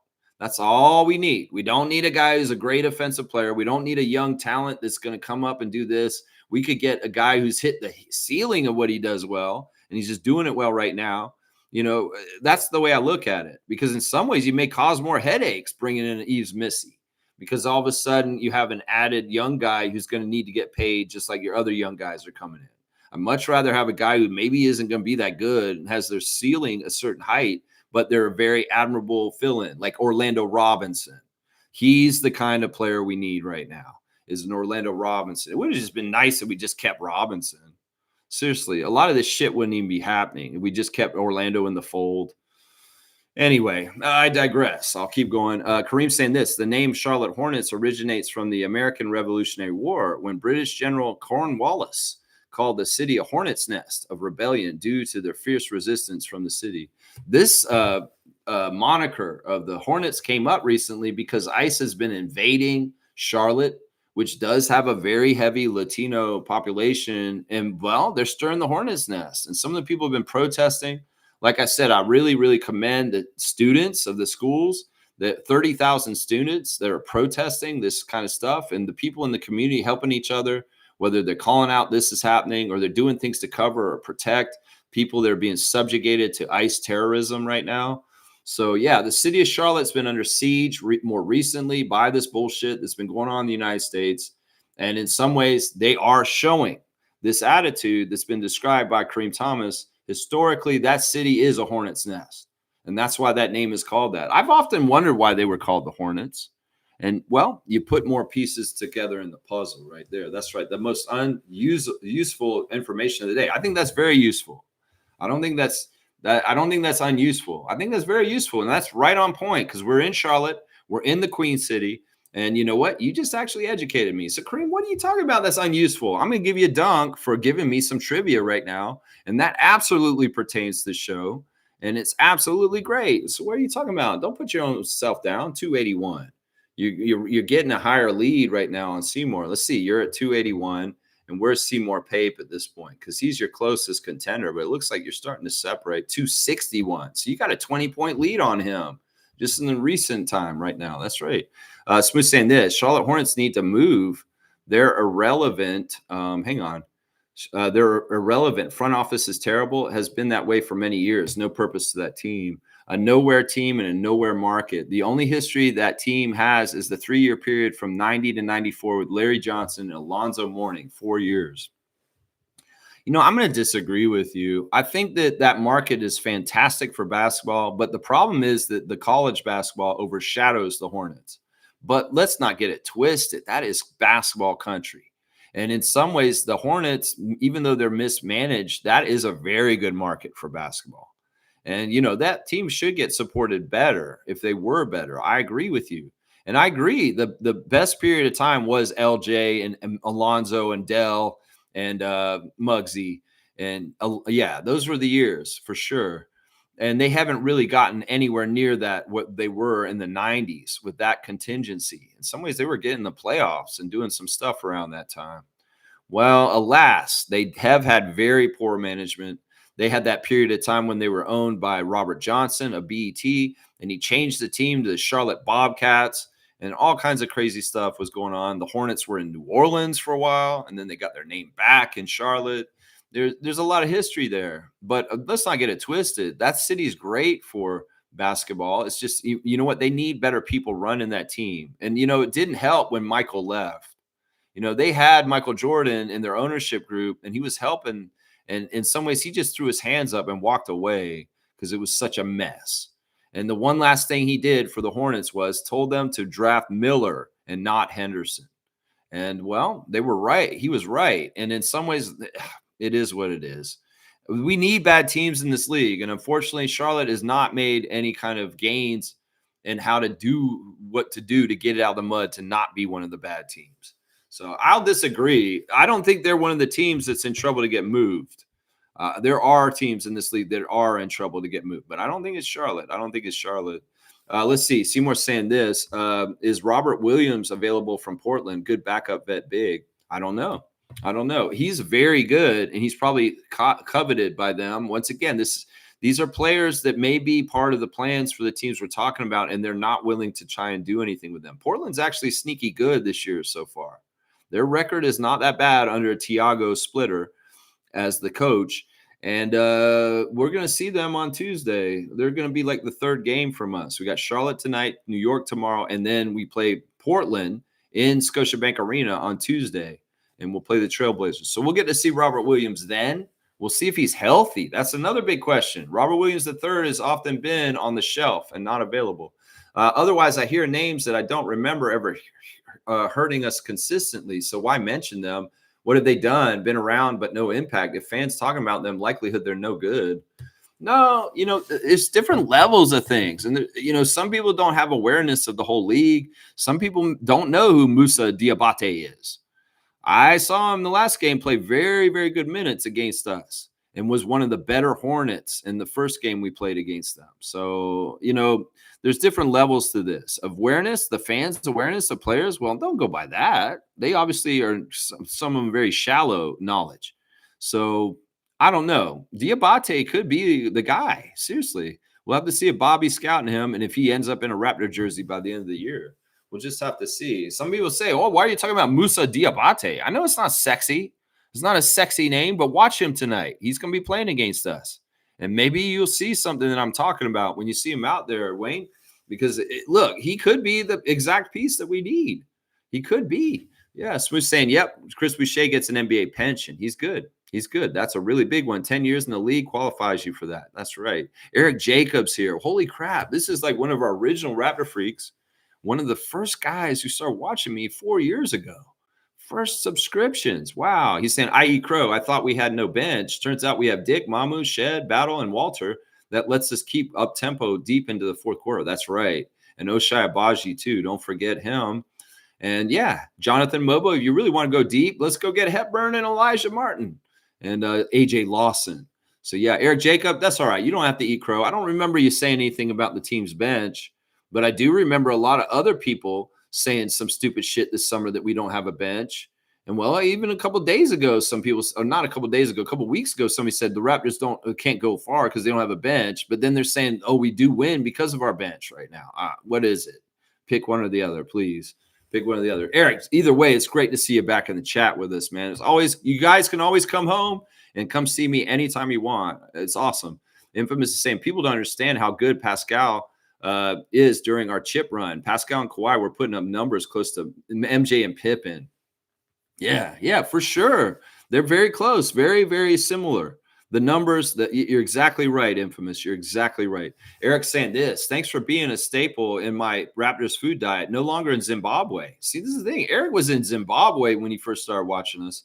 Living in China now. Okay, so I told y'all we're international. We got people all around the world watching this channel. Raptor Freaks are global. And our guy Eric is now in China. This is awesome. Games are at a much better time to watch now when I wake up in the morning. There you go. You get up and you get to watch a game. So you're going to go to bed soon, and you're going to get up and watch the game at 6 p.m. Eastern time tonight for the Raptors and the Charlotte Hornets. Fantastic. Eric, I'm so happy to see you back, man.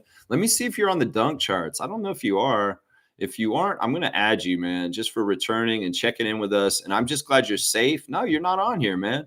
It's like, I know you were here in the very beginning. I don't even know if you've been here in like 2 years or something like that. But Eric Jacobs going on there, man. Eric, can I call you Eric Jacob or Eric Jacobi? Eric Jacobi? I don't know. Either way, I want to put their name in there with you, man. But yeah, you're going to get, I'm going to give you a 30 real quick. We're just going to give Eric Jacob a 30. Actually, give him a 40, Lex, for 4 years of being a Raptor freak right from the start. There you go. 40 dunks for Mr. Eric Jacob. Awesome, man. Awesome. Hey, hold it down in China, and I hope that you're just having a good life wherever you are, my guy. Seriously, man. Wayne saying, not comparing BI and Pascal. I love Pascal, but it's the truth that we had problems guarding BI. That's not Pascal's fault. Can't compare either. They're different types of player. All right. If I was inferring that you were doing that and you weren't intending that, I apologize for misreading your comment. But yeah, I understand what you're saying. I mean, Siakam had that one drive against the Suns where he made a game winner, which was awesome.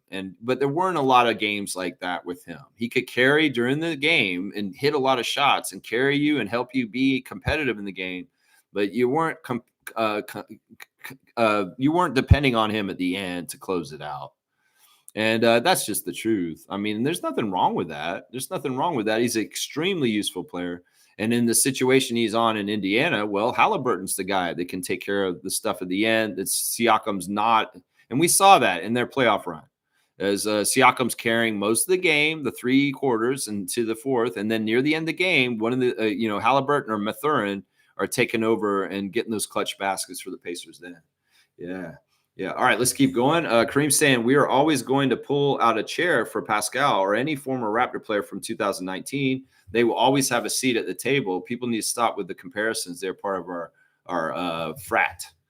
The other thing is, like, look, these guys helped us get championships here. Why the hell would you treat Fred so badly?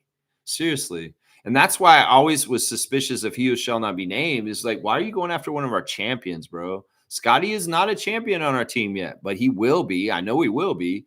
But you guys are mistreating and maligning champions from our team like Siakam and Van Vliet and Anunoby. Yeah, that's the wrong action. And in some ways, it tells me more about who you are and how you feel about the Mo Bamba is kind of washed and mobile too. And actually, all 3 of those guys are kind of useful at this point. I'm going to say that right now. All 3 of those guys are not really that useful. They're kind of out of the league at this point. I think Moses Brown's the one who's still around, but Bobo has shown that he's not serious about his league. So yeah, morning, y'all. All right, let me see what's going on in the chat. I did have a service interruption. Hopefully, you guys can still watch me. So HC is here. I'm going to go ahead and go over our fantasy league real quick. I'm beating Kareem pretty bad. I doubled you up, my guy. Bryce is doubled up by Andrew right now.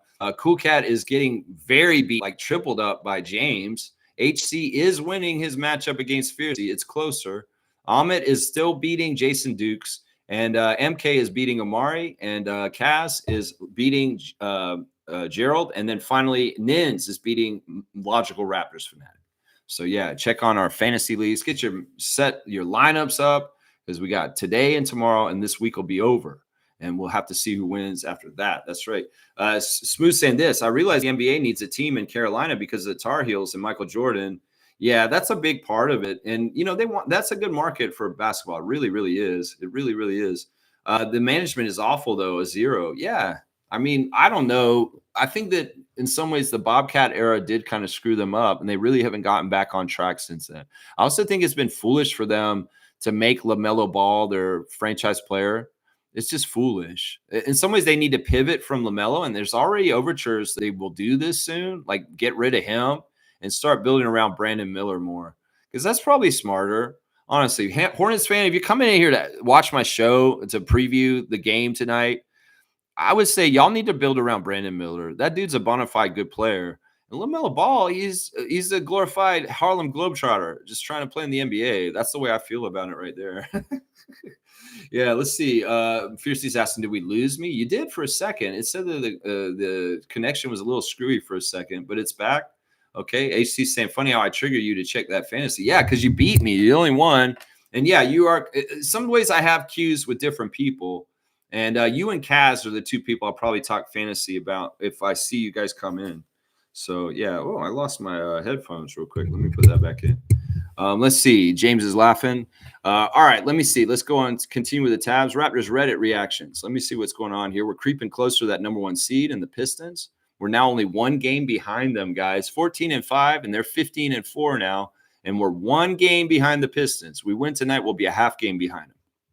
And that will be even closer. There's somebody who's really impressive on Raptors Reddit right now who has 121 Raptors jerseys of different players. And it's insane, y'all. Seriously. In some ways, this is so interesting and cool. I'm going to go ahead and give you guys the link because I want y'all to go look at this collection. This is insane. This guy's Raptors jerseys collection. He's got 120 jerseys of different Raptors players. Just go look at this. It's insane. I couldn't believe it. He's got Siakam, Van Vliet, Trent, Flint, Banton, Boucher, Barnes, Achua. I could go through the whole list, but it's like, what's the point, man? Everybody's on there from all eras. He's got all eras jerseys. He's got the expansion years. He's got the Vince years. He's got the Bosch years. He's got the Lowry and DeRozan years. He's got the championship stuff. He's got the stuff since. He's got a Watanabe. I mean, he's got everything. It's crazy. It's crazy. Somebody's asking, does anyone know if the tickets for the Raptors Knicks NBA Cup game have been released yet? I see them on platforms like SeatGeek and StubHub, but not Ticketmaster yet. Well, don't buy it from those other places until it's released. There's a lot of scammers out there. It could very well be some of those people that are selling it on the things other than Ticketmaster are season ticket holders, and they will probably get the tickets and be able to fulfill the order. But still, I would not buy anything from anybody other than Ticketmaster. So don't screw around with that. Seriously, don't screw around with that. You really don't want to. Trust me. Yeah. All right. Let's see. Okay. This is crazy. I don't want to read that. That person's crazy. I don't want to need to read that one. Oh, this is a cool post that somebody posted. Could an all-Canadian NBA team win a championship? And they've got SGA and Lou Dort and Nebhard in Raptors jerseys. And they got the roster together here. They say SGA, Jamal Murray, RJ, and they're putting Lou Getz at power forward. You don't need to do that. He's off the bench. You don't start Lou Getz. Put somebody like, I don't know, put Mathurin or Wiggins in. Put Wiggins in or Sharp at power forward and Zach Edey at center. Nickel off the bench, Dylan off the bench, Benedict, Andrew, Wiggins and Nebhard, Shaden Sharp, Dwight Powell, Kelly Olynyk, Chris Boucher, and Brandon Clark are the 15 they have on there. I think there's other Canadian guys you could put on this list that may be better than some of these guys. I don't know if we need to put Olynyk on this team. We could probably put somebody else that would fit better. Anyway, that's the Raptors Reddit reactions for today. Yeah, interesting stuff people are talking about on Reddit. Real quick, Doug Smith is complaining about the Raptors knockout game that's been scheduled yesterday being at 8:30 p.m. Eastern. It's too late for old man, apparently. He's like, oh, woke up to the news that the Knicks knockout game is going to be the not so delightful start time of 8:30. What about the West Coast trips, Doug? Come on, man. Don't be a fuddy-duddy. Is this because an 8:30 start cuts into your drinking time after the game? Is this why you're complaining about this? Either way, you're crazy, Doug. Come on, man. Tell us you're old without saying you're old. That's too late for the game to start. 8:30. Oh, it's hilarious, man. HC saying this. Imagine we had BI and Pascal at the same time. Man, the dream. Damn, the salary cap. I mean, this is just, we can't do this. It's like we can't build a fantasy team. We can't just, there are money constraints and things that have to be a certain way. And in some ways, the money that was Pascal's is Brandon's now. And that is an upgrade, like you said before. That is an upgrade. And, I'm not slighting Siakam for saying that. It's just that, there's different powers that Brandon has in some ways. Wayne saying this, I'm yet to witness any name mentioned by ESPN. Podcasters are fans that our front office has drafted or traded for not one. Consider the last 2 years, Colin, Shed, Dick, Walter, Mamu, etc. Not listening, fan only. You know what I would say this? The draft class that we had last year was Shed, Walter, Shamshay, Mobo and Battle is going to get a lot more respect in the years to come. It's going to be similar to the draft class that we got Fred, Jakob, and Pascal and Norman around. That era, right around then, we got like some really good players that have been long-lasting NBA players and all-stars and different things like that. I feel like the 4 guys or 5 guys we got, even though Shamshe's gone, if he circles back and he resumes his Raptors career and he fulfills his promise, he could still do that. But in some ways, it's dubious now with him being on the fitness to play panel. That draft class was destined to be one of the craziest overlooked things that they didn't talk about that they were going to have to come back around and give acknowledgement to. I think that Walter and Shed are 2 players that are definitely going to go above and beyond in their careers, and they're going to look better and better as time goes on. I think that Jamison Battle, as the undrafted player, has a 10-year NBA career for him. And that, when they look at it and see where these guys came from, Mobo, they're going to be like, wow, the Raptors really did have a really good draft class, and we totally slept on it, and we ignored it the whole time. Yeah, I believe this is going to happen over time. And, the other guys that got drafted in the last couple of years, like Dick and Murray Boyles, they're going to look real good, too, as part of the collective also. They will. Yeah, Zach Edey's a must at center. Yeah, it's nice to see Zach back on the court after starting the year injured. And, yeah, I'm excited to see more and more about what we can do with possibly Zach Edey on Canada, right? Kareem saying, I hope Jonathan Mobo continues to stay positive. As a member of the 905, it kind of feels like he's digressing. No, he's not. He's not. It's not really like that. I mean, it's easy for people to say, well, he's on 905 more than on the Raptors. He's digressing. That's not what's happening. That's not what's happening. Kareem, you have to watch the 905 games, and you'll see why I'm saying this. Because he's basically getting time on the court as the Scottie for 905 right now.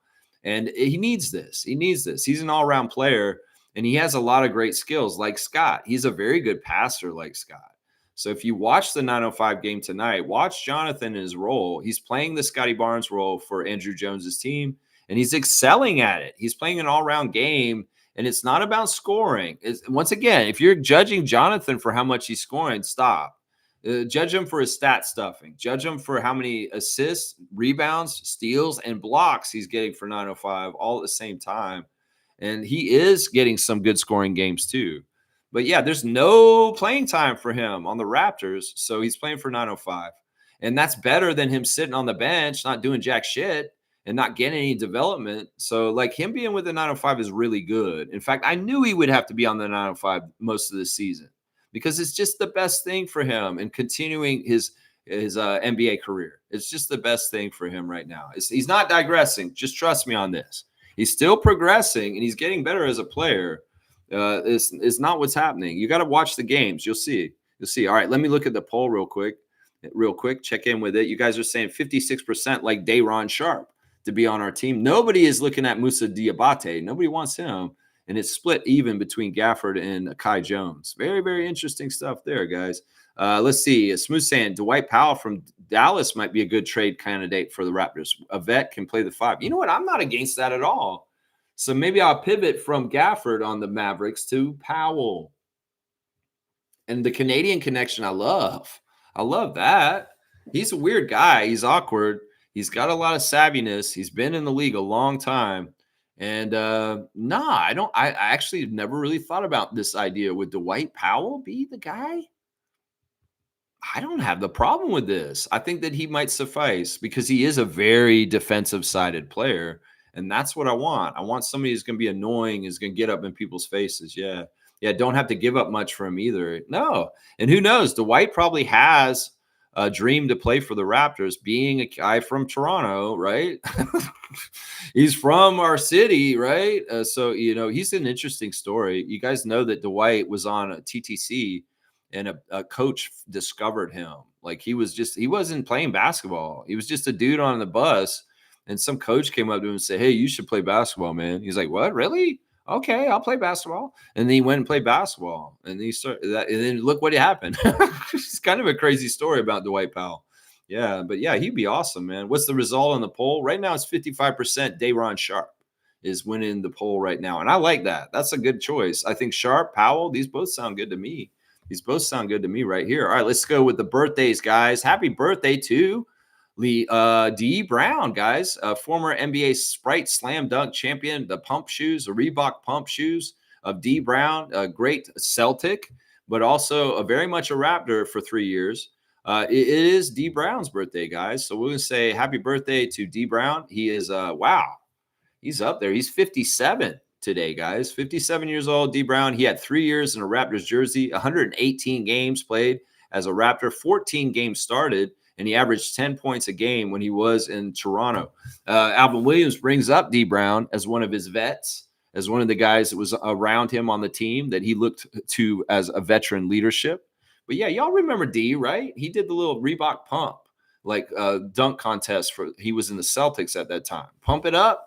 And then he did that dunk, and he did a dunk like this, and he won. He's a dunk champion. So happy birthday, NBA dunk champion and former Raptor, D Brown, 57 years old today. Yeah. There you go. All right, let me see. Let's get on. Keep going, man. I'll get this done in 2 hours. That'd be great. And hopefully I haven't lost the connection with you guys because it did this the other day, and I lost half the stream. All right, here's the card today. It is a classic one, so get on it. All right, and we're playing the Hornets today, so why not? Let's put a Charlotte Hornets legend on blast right here. I guess he's kind of a legend with them. I don't know. Full name answer, please. I see that there are still people in the chat, so hopefully y'all can still see me and play the classic card today. So can you tell me who this player is? That referee behind him, I think that's Tommy Nunez or something. I think that's the name of the ref. That's a classic ref that I'm trying to identify in the back. I think that's Tommy Nunez. I may be totally wrong. Kendall Gill is right. Amari Parsons is not always getting the classic card because he's not here, but he's got it today. Amari, you're going to get 100 points for Kendall Gill is the classic card. HC is just behind on that one. Good job. Love to see somebody getting it. It's different for today, and that is Amari. Amari, it's been a bit since you got a classic card, so we're going to go ahead and put that down. 100 points for Amari Parsons, knowing that's Kendall Gill, and we are playing the Hornets today. So how apropos that we had an old Hornets card. It's very, very cool. That's right. Wayne saying our 905 do not play like G Leaguers. There's a great level of camaraderie and professionalism. They play for each other, which is unique at that level. Mobo is improving. This is true. This is a big secret to why they're 6-0 right now. Is that most G League teams are a bunch of guys just struggling to try and make the league, and they're selfish. They don't want to play as teammates. They don't play in team sets. They don't necessarily back each other up on defense. And, well, the Raptors 905 are, and that's really a big difference for us. And if you watch the game tonight, you'll see what I'm talking about. They have to do the system that the Raptors do, and that means every kind of characteristic that the Toronto Raptors have, the Raptors 905 have too. And that means the stifling defense at the half court with Chucky Hepburn, Elijah Martin, and AJ Lawson. That means the passing system on offense where we're moving the ball around and we're looking for the best shot, just like Darko does with the Raptors. And, yeah, it's all the same. And Andrew Jones, he's the one in charge there. And he's a very stern, tough coach, but he's getting good results. And he really makes them follow the book of Darko on the G League level. And that's fantastic. And in some ways that has to happen that way so that when we transfer guys back and forth, like AJ Lawson and Jonathan Mobo, that it's just the same settings and it's all easy for these guys to do. That's why in the future, I'd love to see Julian Reese get a 10-day contract and come up to the Raptors, to Toronto Raptors and play for them and showcase what he can do at the 4. Because he's something. I'm telling you, he may be the answer for what we need for the big by the end of the year. It could actually come from the G League, and it could be Julian Reese, the younger brother, Angel Reese, added to the mix with the Toronto Raptors that helps solidify our size up front. Either way, he's a fantastic big project, and he's making me feel a little less bad about Shamshay and what has happened with him in the last few months. Because Julian Reese, wow, I'm telling you right now, if you watch the 905 game tonight, you'll see what I'm talking about. There's a lot to watch in that game, I'm telling you. So if you can do double duty, do it. That's what I'm saying. Do that double duty. All right, I'm going to wrap it up, guys. I got 7 minutes. Thank you, Mischief, for the cutoff. Let me just go over once again. The keys to the victory, the win, is basically don't play with your food. Don't take them lightly. Take them seriously. Understand they did play a back-to-back last night and won against the Chicago Bulls. So you don't want to lose to them because they're feeling good coming from a win, but they are feeling good from coming from a win. And they did play last night and y'all didn't. So run them off the court, run them ragged, over-talent them. And that's the key to victory right there. Over-talent them, play right, get your rebounds, play your defense, make your shots, Grady. and we will win today. Easy. We just got to do it right. The refs are a little screwy, but we should be all right. The crew chief is Mark Davis. He's also got Dedrick Taylor and CJ Washington are the 3 refs for the Charlotte game tonight. And Washington and Davis are problematic refs, but Dedrick Taylor, he's awesome. So yeah, and once again on the latest lineup news, the Hornets are listing these guys as injured. Let's see. Oh, they updated it. They gave us more information on Brandon Miller. Miller recorded 27 points last night, 5 rebounds, 1 assist, and 3 blocks in 32 minutes against the Bulls last night. He's day-to-day as of today. So maybe they don't want to play him on a second night of a back-to-back. We'll have to see if Brandon Miller's going to play or not. And LaMelo is listed on the injury report due to rest. So maybe he's not going to play today because he played last night. I don't know. Pat Connaughton is out because of a calf injury. Josh Green is out due to a shoulder. And Grant Williams is still out also. So, yeah, we'll have to see what happens with the 2 main players of the Hornets today. It's dubious whether they're playing Brandon Miller and LaMelo Ball. On this other side of things, the Raptors have 1 listed, and that's RJ Barrett, and he is out for sure today.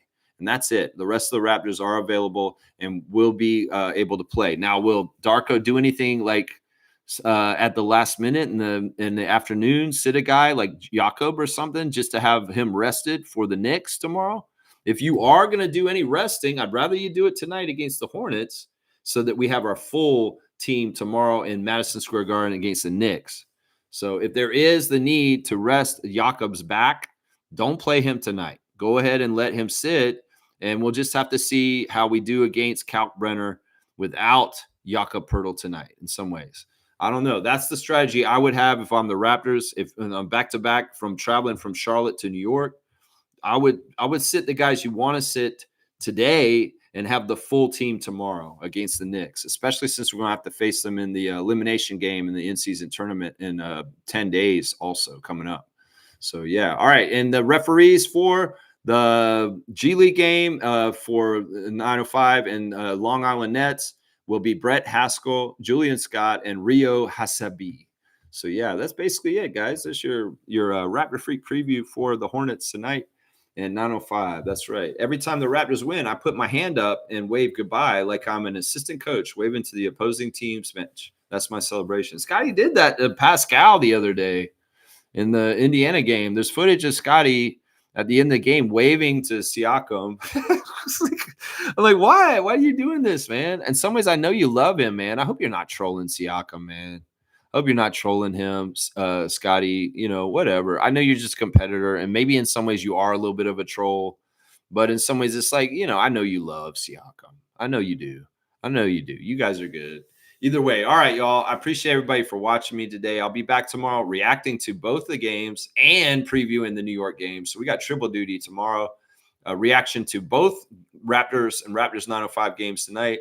And also a preview for New York. I'll have the ref report tomorrow for the Knicks game and all the latest injury news for that. And we'll do the stars of the game for both the games tonight and go over the box score tomorrow also. So tomorrow's going to be a long stream, probably about 2 to 3 hours. So if you want to watch it tomorrow, I'll be back. All right, we'll close the poll now.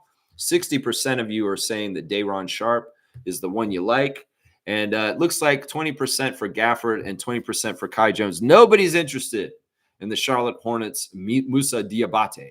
Well, watch him tonight and see if you change your opinion because you see what he does tonight. And watch him for defense and rebounding, okay? Not necessarily for scoring. Watch him for toughness and rebounding and defense. That's what you got to look for him. All right, I'm ending the poll, and it's official. Day'Ron Sharpe is the guy you guys like. That's right. That's right. There you go. All right, y'all. Thanks for watching. Let's go Raptors. I know y'all are badasses. Let's get 10. 10 in a row. Do 10 for 10, Mr. DeRozan, and get 10 in a row. That's right. I want to see that.